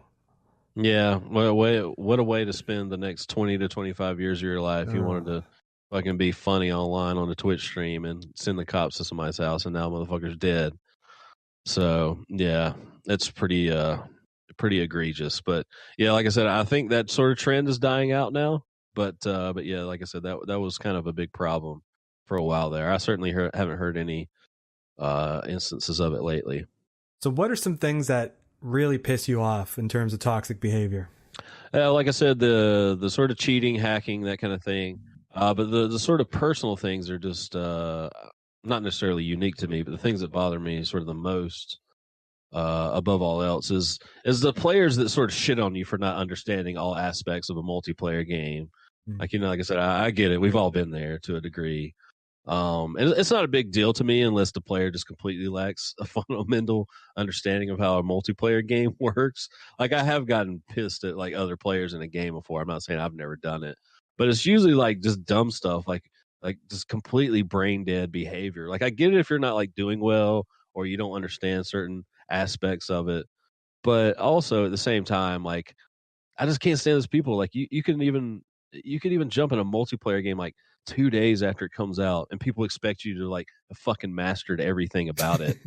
And like, even if you can't, even if you come on like days later or weeks later, it's just like everyone expects you to fucking know everything about the game, and they get mad if you're not. It's just kind of like what you were talking about earlier about people not picking the character they want you to play. It's just like, dude, do you really think everyone's on your fucking level and like cares about the shit as much as you do? So I don't know. It's just one of those things, like, people just start yelling at you or bitching at you like immediately in an online game for like doing the wrong thing or what they declare is the wrong thing for you to do. So that's kind of just a thing that sort of bothers me. That actually bothers me too, because you can kick and scream and yell and do all that shit, but it would be much more productive if you actually taught them how to play or told them a tip or said something. You know what I mean? Like, you can help a person that second improve what they're doing just by being kind to them. Instead, you're going to yell at them, berate them. That person's going to be like, fuck this, I'm going to screw the team over even more. Instead of being like, well, you should use this or use that instead of whatever, blah, blah, blah. And then they would change and then probably play better until the next game. You know what I mean? Like, it just kills me. But I'm being I'm being too optimistic here, because most people don't even get along with their own fucking family and loved ones. At the dinner table, people are fighting and just like slamming doors and shit. So how are people going to hang out and be civil with strangers? Yeah, I mean, it does seem like the most obvious thing to do is to just literally be like, hey, man, if you equip this and go over here and push this will happen. Instead of being like, hey, motherfucker, why didn't you do this? Put this fucking weapon on. Go over here, hit that. You're the shit. Fuck? Yeah. You're shit. Yeah, you're terrible. Go kill yourself. Go kill yourself. Yeah, like, exactly. like that is like, that, like it's not funny, but it's such like a horrible thing to tell someone. Like, go kill yourself because you're not good at a video game. Like, really? Yeah. Like, how bad is that person's life? Like, that's what I'd like to know. I don't know. I can't say I've never said that before, but yeah, it's pretty shitty. Well, we all know you're trash. We know that already. And the other thing that sort of bothers me is like players that absolutely fucking refuse to play by the rule sets of a specific objective-based game mode and then just insist on killing anyone they come across. Like, there's an objective. There's either like in some of those Red Dead modes where you have like, there's one person that's trying to do something, like they're the juggernaut or whatever, the VIP or whatever the game mode or game calls that person, and everyone should be going for this other person. But nope, I just saw a guy, got to kill him.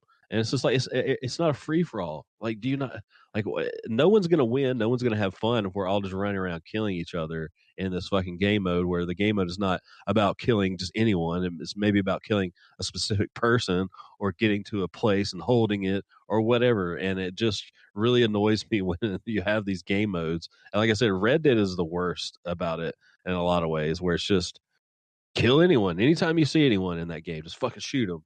And like I said, it just doesn't, like, why are you even playing this game mode if that's all you're going to do? And I don't know if people are just, they get so like tunnel vision where they're just like, this is a game mode where I'm killing people, so I'm just going to kill anyone.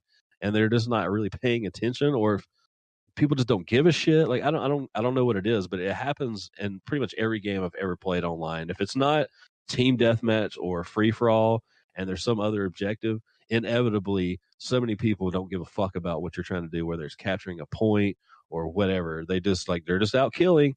They're just sitting on a hill fucking sniping over here, like not helping anything do anyone. Oh shit. I guess Griff's back here. I tried to find the fucking kid. I tried to check out his IP address at Google where he was. And you know where it said he was? He was in fucking Wisconsin at a gentleman's club. And I've actually been there. Oh. I think maybe you Googled yourself, maybe. I don't know. No. These fucking kids know how to do shit now on the computer stuff. I don't know what the fuck to do. Fuck, I just want to fight the kid on the trampoline. Yeah, I mean, he is kind of annoying. I'm sorry he insulted you. I didn't mean for you to come on and bless us with your presence on this wonderful podcast to have some stupid little kid talk shit to you. So I apologize for that. It's okay. It's okay. Yeah, I guess just going back to lifting some weights. So I think to kind of wrap up my own thoughts on this, I think people kind of need to band together and just kind of stamp out this behavior, because I know like the loudest person in the room is going to get the attention and the focus. And a lot of people are like, whoa, like I don't want to deal with that. And they just kind of like look away, go on their phone, or just leave completely. All it takes is for someone to stand up and be like, listen, buddy, like you're being ridiculous right now. Stop. Because I've done this before where I've stood up to people and everyone else comes out of the woodwork and like, yeah, stop it, buddy. It just takes someone to kind of light that fire to get it going. I just don't, I don't know. Usually if I'm playing games online, it's in a party chat or some kind of private chat with other people. I feel like I'm just not coming across this kind of stuff anymore. For good or bad, I feel like all the people that are maybe more inclined to be this way are probably already just kind of playing together. So maybe it's just this whole thing where the nice people and the cool people are all sort of siphoned off from the toxic people, and you have a majority of your toxic people just kind of making up this one little pool, and maybe they're all just feeding each other's toxicity, as it were. I don't fucking know. Like I said, I don't play as many multiplayer games or competitive games as I used to, and if I do, I'm not talking to anyone, or I'm talking to you guys or some other friends. So I don't know. It's just like I wish I could do more, but I'm just not like in any situation where I can do really anything about it. And like I said, to be quite frank about it, for the most part, unless it's certain things like what I was talking about, like people yelling at you for not understanding how to play a game, I'm just not like offended by stuff on the internet or other people saying weird shit, or I just, I've been on the internet long enough that like I have a fucking thick skin about all this. I just don't pay any of it any attention. So I like your idea about everyone doing things to help out, but just me personally, I just don't really know what I would do. Like I'm not playing a lot of these games that seem to be like highly toxic. So I don't know. So what do you think about that, Griff? Well, I've been booed most of my life because I just have that kind of face, but you know what? When you look like a devil, people treat you like one, so say the fucking V. But as long as it brings in the money, I just take the job and I'll do it for anyone. Man's gotta eat, and a wrestler's gotta keep up this chiseled physique to stay in the game. So my advice is to grow a fucking set of balls. Even if they're too tiny, because you've been shooting steroids and injecting them in your ass. I think the reason that people boo you is because you have a stupid face. I looked you up online. Yeah, fucker. I saw you. I know what you look like now. You're like a dumb old fuck. You look worse than anything I've ever seen. You're the ugliest wrestler of all time, and no one fucking likes you. Your fucking wife is probably cheating on you. Your fucking daughter's gonna disown you. You piece of shit, washed up wrestler. Listen here. Listen. At least I'm famous. I've been around for 50 years now. Where have you been? Your balls haven't even dropped yet, kid. Go back to playing Fortnite. Bigger than yours. Yeah, my balls are bigger than yours. You freak. I'm gonna find this kid. I've had enough of this shit. All right, Noah, it's like seriously, like I'm gonna fucking call your dad and tell him to fucking put you up for adoption if you don't quit this shit. Sorry, he was just fucking stupid. He was like trying to find me, and I don't fucking like that guy. He's real fucking dumb and mean. Yeah, well, I mean, this is not what we need you on the show for. Again, I told you to fuck right off, okay? Go fuck off.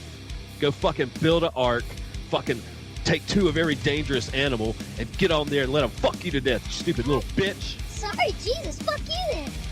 Yeah, well, fuck you. Oh my god, that's harsh. Okay, now on to the what the fuck we're playing this week. And those games are going to be Mortal Kombat 11, a little bit more Days Gone, and some Assassin's Creed Odyssey. Back on the dating scene, as it were. Been kind of hanging out with this chick lately. And I thought, what better way to sort of test our relationship compatibility than to face each other in Mortal Kombat. So I went and rented Mortal Kombat 11 the other day. As you know, I'm not a fighting game fan. Don't play any of these. I think the last Mortal Kombat game I played was probably on like the PS2 or something like that. But I did play Injustice 2 last year because I kept hearing for like a few years now that NetherRealms, the makers of Mortal Kombat and Injustice, they have these really insane single player story modes. And so I played Injustice 2 last year, and I was kind of blown away by how ridiculous it was. So I was kind of excited at the idea that the story mode in MK11 was going to be fucking absolutely over the top, outrageous, and was not disappointed whatsoever. We ended up playing through the story mode in its entirety in one sitting. So that was about like I think it came out to right at 5 hours. So we played through the whole fucking thing one night, and it's just absolutely hilarious. Like, it's incredible. The story mode in that is absolutely fucking incredible. Like, it's so just ridiculous and over the top, but also I just didn't really realize like how deep the sort of lore and story to Mortal Kombat was, of all things. Like, I mean, sure, it's over the top and stupid, but it's also I don't know. There's like a seriousness to it in a way too. That's like kind of endearing. So I don't know. It's kind of crazy how they put these story modes together for a fighting game, as it were. I didn't know anyone was able to sort of do this with a fighting game. I mean, story modes have always been kind of forgettable for the most part, but this, man, it's just like cutscene after cutscene. The way they sort of lead into making you play different characters and stuff like that is really kind of fresh and unique. And so it kind of mixes it up. And yeah, the fact that they have these like through lines and sort of story beats and things that they're hitting. I mean, it was basically like watching a 5 hour fucking Mortal Kombat movie. I'd put it right up there behind the first Mortal Kombat movie, actually. But so yeah, even after that, I was like kind of like wanting more. So thankfully they had Mortal Kombat 10 for free on Game Pass. I'm gonna see if that story mode is as ridiculous. But I don't know. When's the last time you checked in with a Mortal Kombat franchise? I've played 10. I didn't play it all the way through yet, but like what you said, it's interesting how they've weaved story into the actual game. Like, I don't really care about the PvP and like playing against the bots or whatever. I like the story. So the story mode is interesting to me. But beyond the story mode, I would not play a fighting game. But they've done a great job weaving it in and like drawing you in. You know, like you play the characters that you see in the story, and I don't know, it's neat what they've done. And I don't know if I think they did that with 9 too, because they do it with the Injustice games, and yeah, it's just fascinating. For someone who doesn't like fighting games, I do like how they put story into it, because I will play those games now. Yeah, I'm totally gonna pick up every fucking game they put out now, at least rent them. Because like I said, I'm going to go back and play Mortal Kombat 10 and maybe even pick up the first Injustice if it's like this. Cause it's just out of fucking control, and it's fucking absolutely fantastic. And so this is a nice little bite-sized game that you could get through. But yeah, so we just played through the story, and then we saw all the fatalities. So there's like only one fatality per character, and it was kind of, I don't know, some were okay, but a lot of them were kind of disappointing. I was a little bit disappointed in that. I was hoping for more stuff like the babalities and all the other weird shit. But yeah, I mean, even just as someone who doesn't play fighting games, I sort of like the slow paced sort of rhythm of the Mortal Kombat games. Like, I was kind of getting into it a little bit more. It's just easier to sort of wrap your head around it because it's not as fast paced and doing all these big, huge, flashy combos. So I don't know. As far as the fighting game goes, I thought it was kind of fun to play, but I just learned enough to get through the story mode. I didn't really master anything. But yeah, I highly, highly fucking recommend Mortal Kombat 11. Just rent it, Redbox it, whatever, play through the story mode, and have a fucking blast with it. Okay, so does she check out or what? Like, fuck the game. Yeah, things are pretty good so far. Things are pretty good. So she's a gamer. So okay, that's, good. yeah, that's kind of a prerequisite at this point. I can't I can't be, one of the leading voices in video games and having one of the most popular video game podcasts in the world, and be dating someone that's, doesn't play video games. So how pretty am good I on that here? front. I don't know. You just kind of lucked into it, I guess. Okay. All right, so I played a little bit more Days Gone. Still haven't got as far into it as I want to be able to really sort of give a great sort of final word on it, as it were. I didn't pay attention to any of the reviews and stuff when it came out because I sort of wanted to form my own opinion. I have gone back and looked at a lot of that stuff since. It seems like it's a mixed bag, but a lot of people have sort of negative views on this game, and so far I'm just not picking up on any of that. I'm really enjoying what I'm playing, so I don't know. I'll probably have more to say on that next week because I think I'm going to kind of jump 2 feet in and really put some time into it over the next week. But the thing I started playing last night, well, I guess since I started playing, I've been kind of like chipping away at it, like in hour chunks, sort of throughout the year here and there's Assassin's Creed Odyssey. I got it for Christmas, so if I've had it for a while, like I said, I'll throw it on thinking like, all right, now's the time I'm going to jump into it. I'll play it for like an hour, and then I just like kind of go off to something else. But last night was the first night where I really went deep on it, sort of got out of the first area and sort of really got a sense for how this game plays and what it's going to be like. And yeah, it's pretty great so far. I mean, it's not too terribly difficult or different from Origins, which I loved the shit out of a couple years ago when that came out. I kind of wish I would have played this instead. I kind of wish this would have been Origins because it feels a little less special, seeing as how Origins did a lot of this stuff. But this one's kind of fun because so far it doesn't really seem to. This even goes back before Origins, which doesn't really make sense. It's like how much farther are we going to keep going back here? But so as far as I can tell, like so far, and I'm not deep into it. I play like maybe 15 hours. This doesn't seem to have anything to do with the Assassins because Origins was supposed to be the origins of the Assassins. So in this game, it's just like they even wanted to go further into making their own fucking version of Witcher 3, where you're basically just playing like a Spartan mercenary. So you're just running around taking coin for doing whatever for the different sides of the war. And but so far I'm really liking it. I mean, like I said, it's a little bit more like Origins, and they've just added a few little tweaks and things here. Especially with the combat, like you have these like really super moves now that you can do, like the Spartan kick and just different things they're really fun. But yeah, so far, super fun. I'm gonna keep playing it. I think I kind of have like video game ADD this year. Like I don't know what the fuck's going on with me. Honestly, I just pick up something and play it for 10, 15 hours and bounce to something else. Who knows what the fuck I'm gonna be doing week to week? But yeah, so far my time with Assassin's Creed Odyssey is A+. Yeah, I need to pick that up. I'm kind of burnt out on Assassin's Creed though. Like with all these other games. That's the thing is like, it came out after I'd spent like over 100, maybe 120 hours playing Origins. So I was kind of already burned out on Assassin's Creed. And then it came out last year, when Red Dead came out, like right before. So I was like, well, I'm not going to get invested in this then. So yeah, I just wasn't like chomping at the bits to jump back into Assassin's Creed. And that's why I keep like playing it for an hour and then bouncing off of it. But last night was the first night where I was like, okay, like I'm actually kind of getting into this now that I sort of let myself get further in the game and see more of the stuff in it. But yeah, it's definitely like a step above Origins. But like I said, it just feels a little bit less special. Like I wasn't quite ready for Assassin's Creed game. And I think I'm ready now. Let's do some questions and answers. If you have any questions you want to ask us, have an interesting topic that you want to pitch, or want to be part of the show, send us an email at bastardsgamingnetwork@gmail.com or message us on the Bastards of Gaming Facebook group. So, question number 1 comes from the Thirst for a Chest Burst.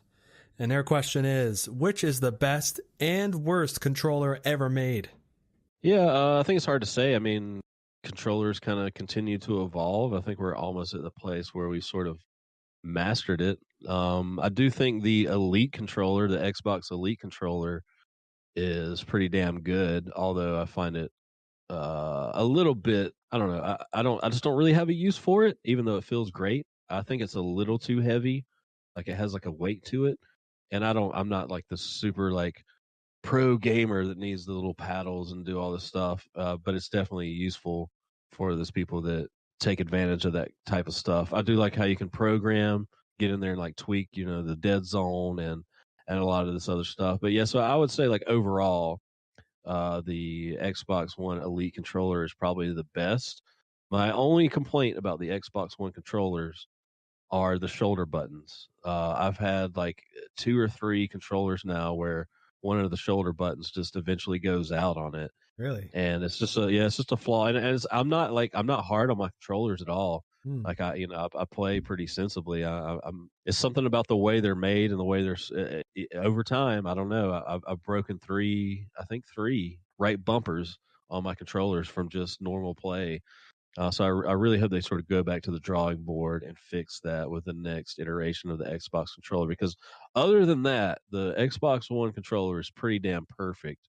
It has to be something you're doing, honestly. No, it's just come on. You had three controllers that did it. I've never heard of that in my life. I've heard of other people complaining about it. I don't know.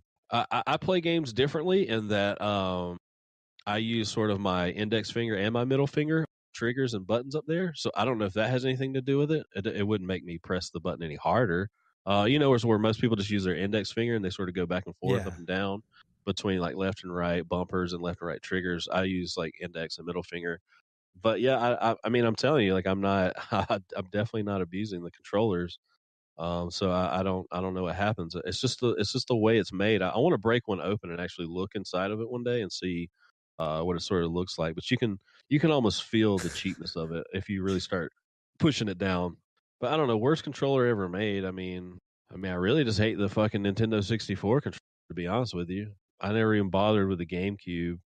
I never even had one, so I don't know about that. I think that's probably better than the Nintendo 64. I mean, obviously the older, NES and Super NES, like really very basic controllers are kind of shitty. I mean, they worked for what they needed for those systems to be. But yeah, I would say, I don't know. I think the Nintendo 64 is probably the worst controller ever made. What do you think? It's funny. You said the same controllers I wanted to say. I agree that the Xbox One controller is probably the best. I do like the PS4 controller too, but I think the layout is better on the Xbox One controllers. Yeah, I mean, people just, I don't know what it is about the offset sticks, but it just feels right. You know what I mean? Your hand just kind of goes to where it needs to go. Yeah, which I've been meaning to.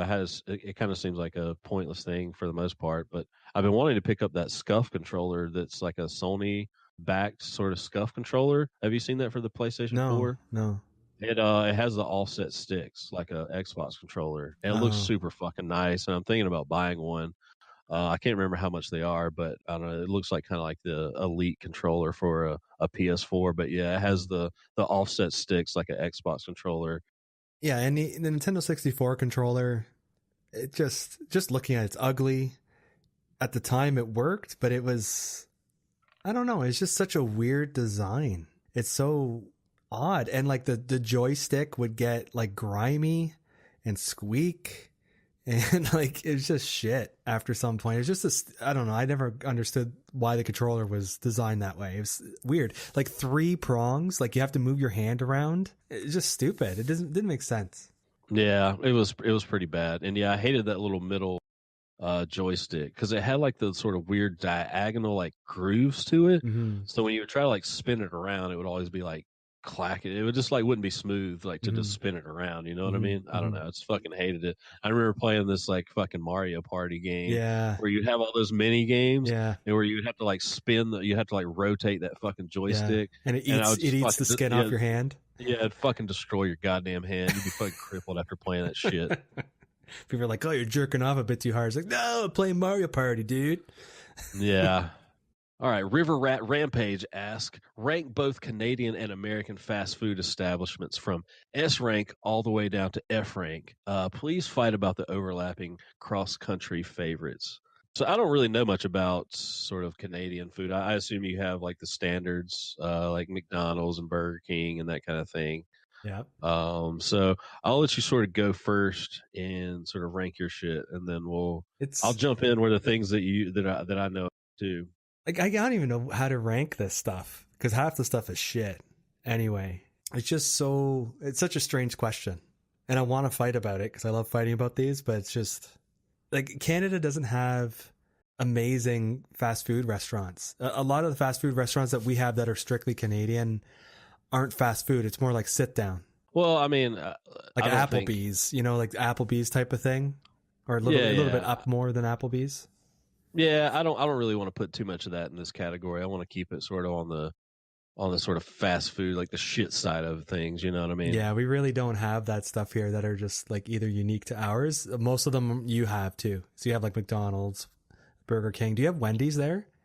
Oh yeah, fuck it. Yeah, dude. Wendy's. Okay, I don't know where Wendy's originated. I don't know if it's Canadian or not. But now the only thing that you guys have that we had forever was Tim Hortons. You guys just got Tim Hortons. I think that's the only franchise that's gone over the border. Yeah, I've heard of it, but there's not one anywhere near here. Oh, I not think near it's you? Still like I think it's still like a kind of up north thing. I think it might be making its way down. I don't really know. I've heard of Tim Hortons a lot, but I really don't know too much about it, to be honest with you. So go with the sort of the sort of standards of what you put down here. You have like McDonald's, Wendy's, Burger King, Subway, Firehouse Subs. Those are sort of things that I have that I'm familiar with. So where would you sort of rank those? So for fast food burger place, I would pick Wendy's for sure. I like Wendy's better than the other places. Like Burger King has a couple that are okay. I like the charbroiled, but Wendy's to me, top notch. Junk shit food. Yeah, thicker patties are usually juicier. The problem with Burger King is just like their food is always like lukewarm. I feel like it's never fresh.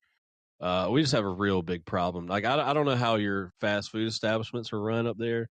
But other than Chick-fil-A down here, the fast food establishments are just a fucking who knows what you're going to get into. But most of the time, it's going to be absolute fucking shit.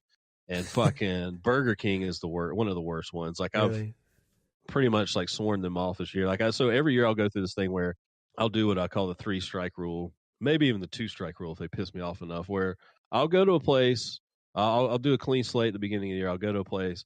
They piss me off like, a few times and I just won't go there anymore for that year. I'm just like, I'm done. So Burger King made that list pretty quickly this year, which sucks because I like some of their stuff. Like I love a double Whopper with cheese. Like if it's fresh and it's good, it's a pretty damn good little tasty burger. And some of their stuff, like they have weird shit like this chicken fries. They're actually pretty good when they're fresh. And I don't know, I kind of like their shitty little onion rings, even though they're absolute fucking trash, garbage. But are their onion rings the ones that kind of have like crispy bits on it? It's like an onion paste in the middle or something. It's not even like a real onion. It's just like I don't even know what it is, to be honest with you. It's not even a real onion, to be honest. I don't know. but yeah, I mean they have good stuff, like for fast food. But yeah, it's just it's going to be so rare that it actually comes out fresh, and it just seems like they fucking make everything like first thing in the morning, like through lunch, and then like. They just reheat shit through the rest of the day. That's what it tastes like to me. I don't fucking know about what they do there. Yeah, you know what's a classic thing for me is when you go to Wendy's, I like getting the baked potato chili version, whatever, and it's just like a slop with a potato in it. Yeah, it's just so delicious. It's just salty cheese, meat, liquid, and then potato. Yeah, delicious. I love a good Wendy's burger, but I'm telling you right now, my favorite thing. This is one of my favorite foods in the entire world. Is the fucking spicy chicken sandwich from Wendy's. It's the fucking most glorious goddamn thing I've ever put in my fucking mouth. I've had thousands of these motherfuckers throughout my life. It's legitimately like top 5 favorite things to eat is a fucking spicy chicken sandwich from Wendy's. I fucking love it. I don't think I could say one of my favorite things to eat is from any of these establishments. I love Taco Bell, even though it's absolute shit. Taco Bell's always been one of my favorites. Because I love the Taco Bell sauce, and I just love like buying like 20, like a family pack of tacos and just eating them all. Oh, like a fat ass. What do you think about this fucking nacho fries, man? Oh, those are good. It's all good. Fucking delicious. But you look at it and you're like, oh, this is bad. And they finally started recently fucking remixing the fucking nacho fries in with like fucking burritos and shit. So I'm like, oh, here we go. They had some fucking like snake bite. Fucking burrito thing with like steak and those fucking nacho fries and like jalapenos in it and cheddar and shit. It's fucking delicious. See, I've said this before. In terms of food, the States has way better selection, and you guys get way different things on the menu than what we do. So our Taco Bell here doesn't really do anything crazy. Like once in a while they'll have something different, but we didn't get like the old school like Dorito crunch taco or whatever for like a year or two after you got it. You didn't get the Doritos Locos Tacos? No, we did eventually, but I had it in the States way before it came here. And you guys have different sauces too. You guys have like green sauce and stuff. We don't have that. We just have hot and mild. Yeah. Last time I went to Taco Bell, I asked for the Verde sauce, which is fucking delicious, little green sauce. and they said they don't have it anymore. And I'm like, well, fuck you guys then. It must not have been the seller. Well, not seller, but people probably didn't use it. Yeah, I don't know, but yeah, I think it's because the competition is so high here in the United States between like fast food places and all this shit. Like we have this thing now where like I swear to God, every fast food restaurant like comes up with some new concoction like every fucking month. Like it's insane. Like I see something different on the fucking Taco Bell menu or wherever else like every month now. Like, they're always coming up with something like limited time because they want you to like come through and try it. Like they've already brought back those nacho fries and taken them away like 3 times here in the last fucking year. So I don't know. So what Wendy's, else you so Wendy's and Taco Bell. Subway is another favorite of mine, even though again it's kind of shitty. Subway is like my go-to. Like if I have to get something right now, I'll go to Subway and get like an assorted sub or tuna. You usually get tuna. I love tuna sandwiches. But I actually had Firehouse subs for the first time after you recommended it. I found one near my parents' house where I'm renovating, and they just opened basically like I think within the last 6 months. Went there for the first time before going to Avengers Endgame, and it was actually really good. Yeah, Firehouse. I actually worked there like probably like 12 years ago briefly for a little while. So I know a little bit about it, but it was it's one of my favorites. I like fucking literally every sandwich on the menu. I'll eat all of them. They're all fucking delicious.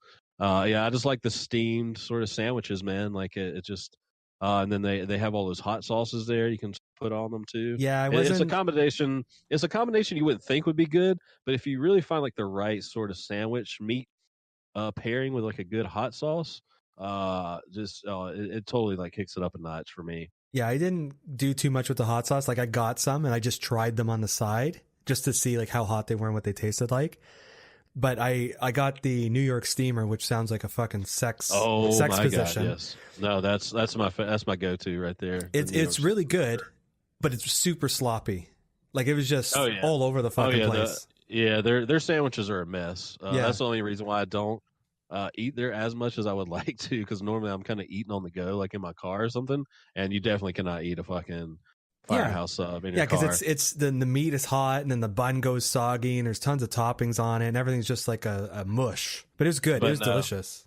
Yeah, so like Subway, you're talking about Subway. Yeah, I almost don't ever. I haven't been there in years. That's there's like so many other sandwich shops around here that are 10 times better than that I never fucking go there. We have Subway everywhere here, and there aren't like many like mom and pop sub places, so there aren't many options. Well, the ones we have here are Firehouse subs, another one called Jimmy John's. I don't know if I've heard of that. Was he in the news recently? Yeah, well, he's been on the news before because he's like one of those like people that goes over and like used to like hunt animals and shit and kill them and stuff. Yeah, but he makes a good sub. I don't know. Their sandwiches are like they have a very like sort of small and simple menu, but their subs have like a certain distinct flavor to them that's really good if you're in the mood for that. So I highly recommend them. And then there's Jersey Mike's, which is another one here, which is a lot of people's favorite.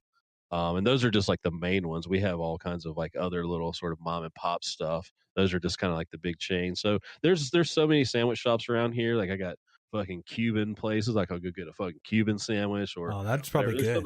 I love Cuban like Reuben's and Cubans and all those. Yeah, the one I've been getting recently is from this place called Mad Cuban, and they have it's like a pulled pork and ham with like fried plantains, mustard, mayonnaise, pickles. I don't like pickles, so I get those off. You don't like pickles? Yeah, I don't like fucking pickles. Oh, okay. Now we got to fight. Yep. I guess we'll fight about some pickles. Okay, that'll be the next topic some other time. So all right, I guess the other big one to get to is McDonald's. What do you feel about McDonald's? It's middle of the road. They're fine. Their fries are super salty and delicious, but like, like I don't know. It's just they've gotten better. They've gotten better. It's just like the ultimate like shit comfort food though. Like everyone hates that they eat at McDonald's. No one wants to like openly admit it. Everyone's there crying as they're eating. We all fucking do it, and we all fucking like have this like weird happiness about it. Like I don't know. It's just like the weirdest fast food establishment in that way, where it's just like. Everyone eats there.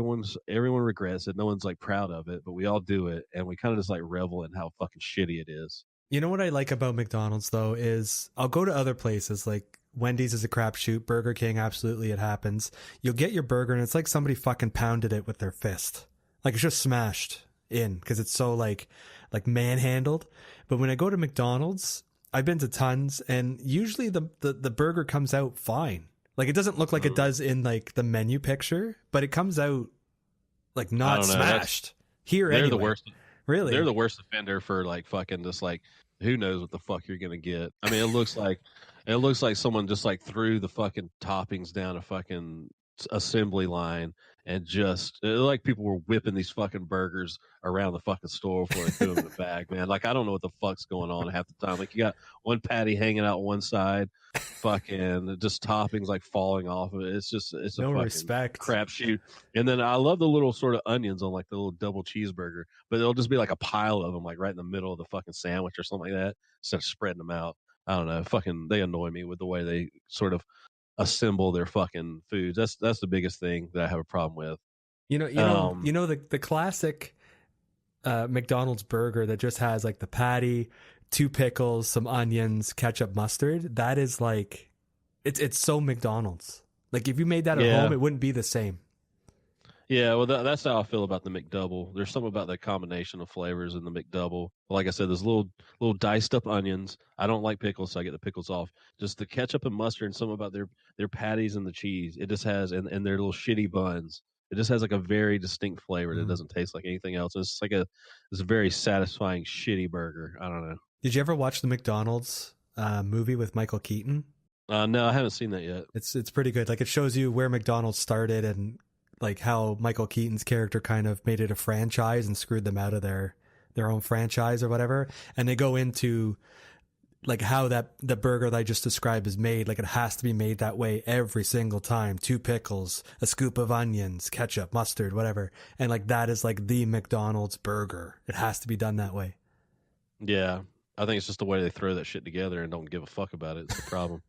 So what about pizza places? Like, do you have some of the chains that we have up there? I don't think we have the same as you do. Like our big ones here are Pizza, which is like the most generic, boring pizza you can get, but it's fine. We have like Domino's Pizza. We have like an eat-in restaurant called Boston Pizza, which is like super overpriced gourmet pizzas, like a pierogi pizza that's like an 8-inch pizza for $16. And like, it's not worth it.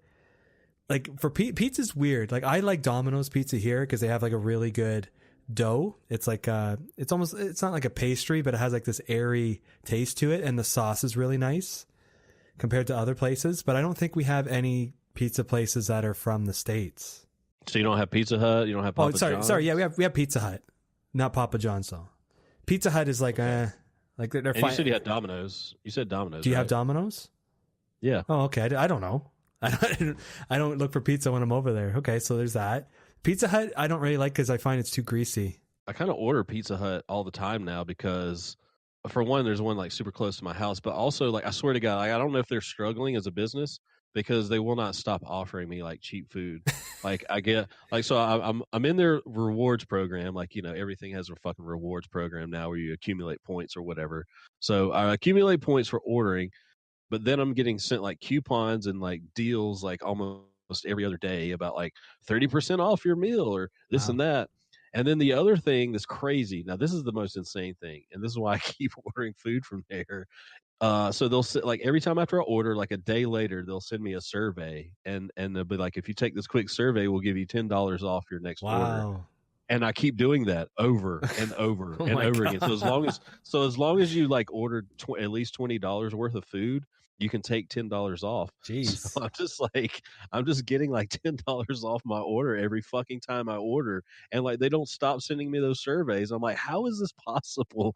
Like, you're basically giving me your food for like 50% off. Cause I'll basically just like order like a pizza and then maybe some wings just to make sure it's like over $20, you know? And it's like, I keep using those. So like, I just keep ordering from fucking Pizza Hut because they just keep giving me their fucking food essentially. I don't know what's going on over there, but it's kind of like this weird cycle that I've gotten into. But I actually like Pizza Hut. I didn't like it. They were super fucking great when I was younger. Like Pizza Hut was the shit pizza. It was the absolute best. And then they got really crappy for a long time. And then they started to get really good again. And the one by my house has never fucked up my shit. I've always been happy every time I've gotten food from there. So I'm pretty good with them, but I feel like they might be on the decline again. I feel like they're starting to head down that hill. Like I said, if they're giving away food like this, I'm not sure they're doing the best. I found Pizza Hut here was always the more expensive pizza. There's a few other establishments that are kind of like $20 a pizza, and I can't justify that. Like 10, 12, I'm talking Canadian dollars here. Like for you, I guess it'd probably be like $8 or $9 for a pizza. To me, is like where it should be, not like $18. No, I mean, you can spend $15 to $20 on a pie here, no problem. Well, how many toppings are on it? I mean, if you get like a sort of specialty pizza, like a Meat Lovers or something like that, I mean, you're looking at $15 or so, $15 to $20. It just depends on the place. All right, so I've actually got a ranking of all my fucking shit from F all the way up to S. So we've already talked about a lot of this, but I'm going to run through them real quick. So F rank is Sonic. Have you ever heard of Sonic? Yeah, never been there though. Yeah, we have a few of them here. They're pretty shit. I don't know. They have some like weird fruity drinks and stuff that are pretty decent, but I almost never go there. I think the last time I went there, I was like, oh, I kind of want a hot dog, and I went there, and it was like the worst fucking hot dog I've ever eaten. I was like, I could get a better fucking hot dog from a gas station. So yeah, they just don't really do anything like special, in my opinion. But I haven't given them a fair shot in a while. But they were never one of my favorite. I also put Domino's Pizza in the fucking F rank. I think they're the absolute worst fucking pizza around. Really? Can't stand it. Why? I just every time I've ordered a pizza from there, I've been fucking supremely disappointed with it. Like, I mean, I love pizza. I order pizza probably like once a week at least. I'm pretty satisfied with anything. I mean, like a pizza, it's hard to fuck it up, but for some reason, I just cannot stand Domino's Pizza. It's never good to me. The only thing I like from there is this sort of sourdough flatbread Italian sandwich they have. They do these little sourdough sandwiches that I think are pretty tasty. Their wings are shit. So yeah, I don't know unless I'm just craving like one of those little flatbread sandwiches. There's no reason to go there. I never get chicken wings at any pizza place. You go there for pizza, not for fucking chicken wings. Well, I don't know if Pizza Hut's up there in Canada have like the Wing Street wings, but Pizza Hut has fucking killer wings, man. Like killer. I think wings. They do. I think I saw the sign. I usually don't get wings because I find they're just overpriced. And then the other one in the F rank for me is Subway. Fuck Subway. Then moving it's all on. ones that I kind of like. They're all in the F rank. All right, then and the E rank I got what's called Hardee's, or in the West, the farther west you go, there's called Carl's Jr. Have you ever heard of Hardee's? You ever had it? I've heard of all these, obviously, and I've seen them in movies. Just never had it. So they went through sort of a renaissance change about like, I don't know, 8, 9, 10 years ago, where they sort of wanted to make a little bit more upscale burgers. And I used to like this burger they had called the Monster Burger. Now they have another version of it now that's still pretty good. That's kind of my go-to. It's a big fucking burger. That's like bacon, fucking 2 patties, cheese. It's one of those you're gonna kill yourself when you eat it. But yeah, I mean, they're just not really great about anything. I'm surprised they're still open. They like barely do any business. No one really goes there. But most of the stuff's pretty decent. Like I said, their burgers are pretty good. I put them up there with like maybe Wendy's or something as far as like sort of tastiness and all that. But they're usually partnered with this like really shitty like sort of Mexican food thing called Red Burrito. Like, do you have those partnerships up there where it's like two things like smashed together? There's a few examples, but not really. No. Yeah, so sometimes you'll get them with a Red Burrito, and it's just like the worst Mexican food. Like, imagine Taco Bell if it was even worse. Like, just the worst fucking shitty Mexican food you could ever imagine. Hardee's does have curly fries, and I'm a big fan of curly fries. So, and then moving up to D rank, I've got Burger King. The Whopper is great. Chicken fries, like I said, I like the onion rings, like the little zesty sauce. I do like spicy chicken stuff, so they have spicy chicken nuggets. It's good. Original chicken sandwich is good. But like I said, Burger King service, and there's it's a crapshoot, and it's like 7 out of 10 times you're probably not going to be satisfied. So I just quit going there. The next place is Papa John's, so that's like a big pizza franchise here in the U.S. A little bit overpriced, in my opinion. Still pretty good. I like their cheese bread, and then I like some of their dipping sauces. Like they have this cheese dipping sauce that's really fucking clutch. And then they have a barbecue chicken pizza, which is not wholly original anymore, but I like their barbecue chicken pizza, and like a spinach Alfredo pizza is really good. But yeah, they're just they're always like a little bit overpriced, and they're not great. So I just put them in the D rank. I don't know. They could rank higher. They're not that bad. But how did you come to like what goes in D and E rank. Like F is the last and shittiest. I get it, but what the fuck is E and D?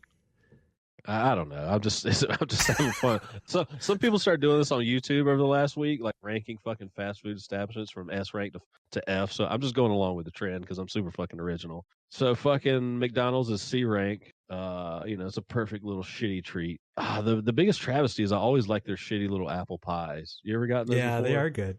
Even as a kid. But yeah, I fucking love them. But they recently changed them a little bit, like just slightly tweaked them, and I swear it's not the same. And it really fucking pisses me off. It makes me mad because I fucking love their little fucking apple pies, and they just tweaked them enough to where it doesn't taste quite the same anymore. So I'm a little bit upset with that.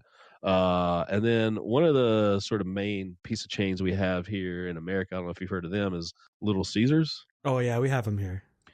Yeah, so I hate Little like Caesars. It's the best shitty fucking pizza. I fucking love it. I fucking it's love trash. it. It's F rank. Well, yeah. I mean, a lot of people hate them. I have a little bit of nostalgia for it because it was like the first job I ever had in high school was working at one. So I kind of like learned how to like make things better than what you just get served there a lot of times. So I have like a sort of unique connection with Little Caesars. But it was their cheese bread, their Italian cheese bread is like the best cheese bread in the world in my opinion. Fucking amazing. Now I don't know if they do that up in Canada. They do like the $5 hot and ready bullshit up there too. And that to me is what I associate with it. It's just like a fucking 2 pieces of pepperoni and it's crust. It's all crust. It's like a shit fucking $5 piece of crust. Yeah, so I just like what the secret to getting like quality food from there is like I'll usually order it fresh. Like I'll never take anything out of this fucking things. Like who knows how long it's been there, and the longer their food sits, the worse it gets. So if you get like a fresh pizza, and I'll usually get like some extra cheese on it because you need like a little bit more cheese on their fucking pizzas. But if you get like a pepperoni with just like some extra cheese, and you tell them to make it fresh, like I always make them make it fresh. Anything I get from there, I'm like I don't want it from this fucking cabinets that have been sitting there. I don't care how long. I don't care if it's been there for 2 minutes. I don't fucking want it. Make it fresh. So that's the only way that I can sort of stomach it. But they're fucking, oh my God. I don't know. How do you feel about garlic butter? Do you like garlic butter? Yeah, I like it. Oh, I fucking love it. And theirs is the best. Theirs the best. I could just fucking drink it. It's so fucking good. You can make your own. I've only tried it once. It's it 2 didn't really ingredients. come out right. Yeah, sure. But I don't know. So, all right, B rank. Now we're going to get like Taco Bell. Taco Bell's pretty good. I love that fucking Baja Blast Mountain Dew. Cheesy gordita crunch is like a staple of mine. I love the shredded chicken burrito, beefy 5-layer burrito, fucking nacho fries, man. Even some fucking chalupas are good. Can't go wrong with fucking Taco Bell, even though sometimes they fuck some shit up, but they're more consistent than most. And then I also got Pizza Hut, which I already talked about in the B rank here. Another thing I like about Pizza Hut too is their stuffed crust pizzas. I'm a big fan of stuffed crust. They put the cheese in there. Shit's fucking delicious. And then, have you ever heard of Bojangles? I think I've heard of it. I have no idea what it is. It's more of a like sort of southern thing for the most part. Like it's a chicken joint, kind of like a KFC or something like that. But then they have like a lot of breakfast stuff that you can sort of order all day, like some gravy biscuits, which is one of my favorite foods ever. So I just love some biscuits and gravy. But they have like bow rounds, or just like they're sort of unique tater tot things. Their fried chicken's pretty good, got a nice little taste to it, nice spice to it. They're nothing super special. They're just kind of different and unique. And I don't know. I end up going there a lot for like a chicken biscuit in the morning or something like that. They're pretty good. So then moving up to A rank. Now, do you have Arby's up there? Yeah. I don't. Yeah, I haven't had it in a Arby's. long time. I like their fries, the curly fries. Yes, curly fries are the shit. Any restaurant that has curly fries automatically gets bumped up on this list. And the horsey sauce is really good. Yeah. But yeah, they're other than the fact that I've known people that have worked there in the past, and they say that the roast beef itself is actually like this sort of gel that's like it's not actual roast beef. It's some kind of weird mixture. It's like a gel thing, Yeah. and it's almost like a Jello. And like, but when you like heat it up and like carve it up, it's just like roast beef. Oh my I would like to God. see how that works, to see what that's actually like. I don't really understand it. I don't even know if I'm explaining it right, but I've heard some weird things about how the roast beef is not actual roast beef. But I don't know. It's fucking good. It tastes good, whatever the fuck it is. But what I like about their food is like normally when I go there, they don't fuck up my shit. and it seems like things are made fresh, which is a big deal to me. They're consistent, but they just have a lot of weird different things on their menu. Made fresh. They're giant gel meat slabs made fresh. Yeah, well, I mean, not everything probably, but they have like a loaded Italian. I like their Euros, and then they have like cool things like mozzarella sticks and stuff like that. I don't know. I feel like I have the least sort of problems with Arby's, and they have enough variety that I can sort of mix it up from a lot of the other stuff that's out there. And then another one we got here at A Rank with Jack in the Box. You ever heard of Jack in the Box? I heard of it. Yeah, so they're another one that's like a pretty incredible little place. They have a huge menu with all kinds of stuff on it. And oddly enough, a lot of it's like really fucking good. Like they have curly fries also, just a variety. They have one of those sort of breakfast all day menus too. So you can order all this breakfast shit if you want that. But man, they have like things like these jalapeno poppers that are so fucking good. They have these like bacon and cheddar potato wedges that are just to die for. And so yeah, they're just they just have a lot of really good stuff on there, a lot of variety. And because it's one of those things where I think because they have so much variety, they can't really cook things and just let it sit. Like they have to cook to order. So I feel like that's how you get like the more fresh food, because everything you get there is sort of made to order. And then another one that's like a sort of a southern thing too is called Cookout. It's just really cheap, like very standard food, like stuff you would make literally at a cookout, like fucking corn dogs and fucking hamburgers and fries and all that shit. But it's just they have a lot of variety, and it's super cheap, and you can get full and get some decent food for a fair price. But now S rank. Now we got the number one, the king of the crop is fucking Chick-fil-A. Now their service is fucking out of this world. Like there's no other food establishment anywhere in the world that has better service than a fucking Chick-fil-A. You're big on service. Like just fucking eat it. Yeah, but I don't know. Do you have Chick-fil-A up there? You don't have it, do you? We did years ago. I think it was just coming in and then they all closed down. That's weird. Yeah, I don't know. I'm telling you, man, I'll if you ever come down here, I'm going to take you to a Chick-fil-A, and I'm going to take you to any other fucking fast food establishment in this area, and you'll see the fucking difference in a second. But yeah, I love their fucking condiments, the different things they got, like the Chick-fil-A sauce, absolutely amazing. And then they have this one thing that it's really special to me.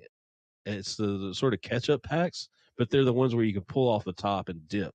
Oh, where it's not like so the little thing someone where you actually squeeze made it out. them. Someone actually made those. And it's fucking perfect. It's fucking perfect. So instead of like getting like 18 packs of ketchup and like squeezing the two little drops out of it onto something, like making a huge fucking mess, these things you just rip open the top, fucking dip your fries or whatever the fuck in it, and it's amazing. It's absolutely fucking amazing.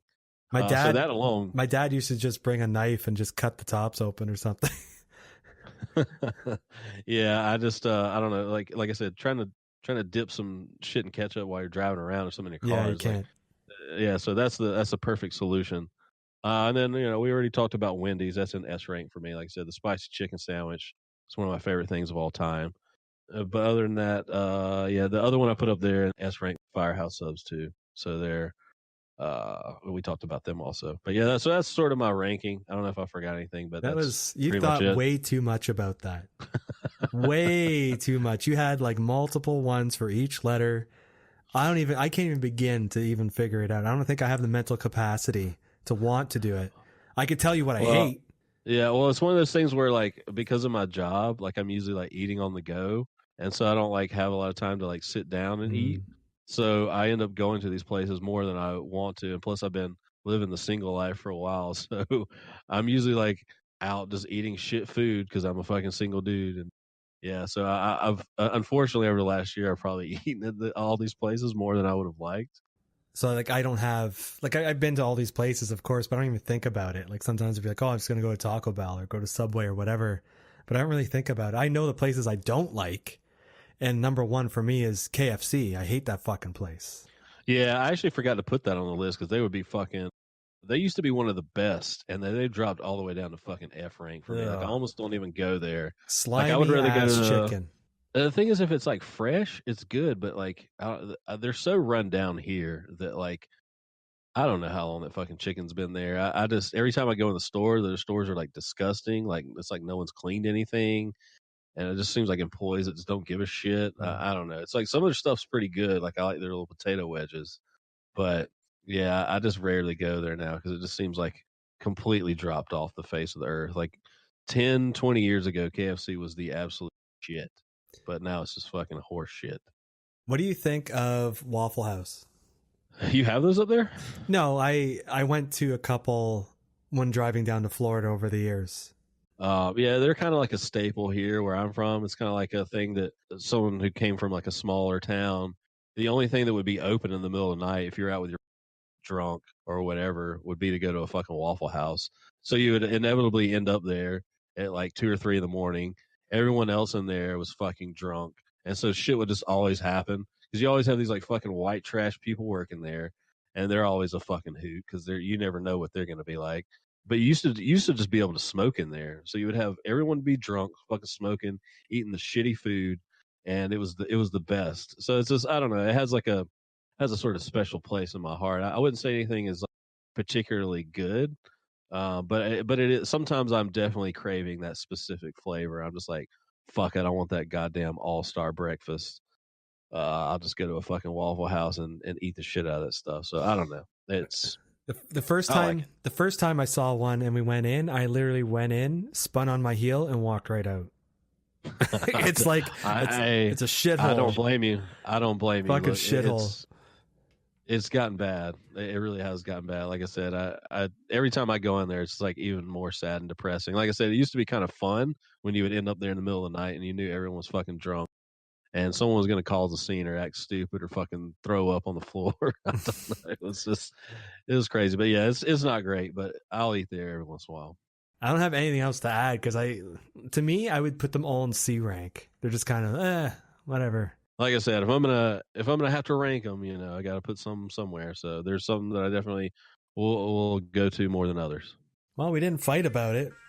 That was a civil conversation, other than the pickle incident. I don't know. People are expecting us to just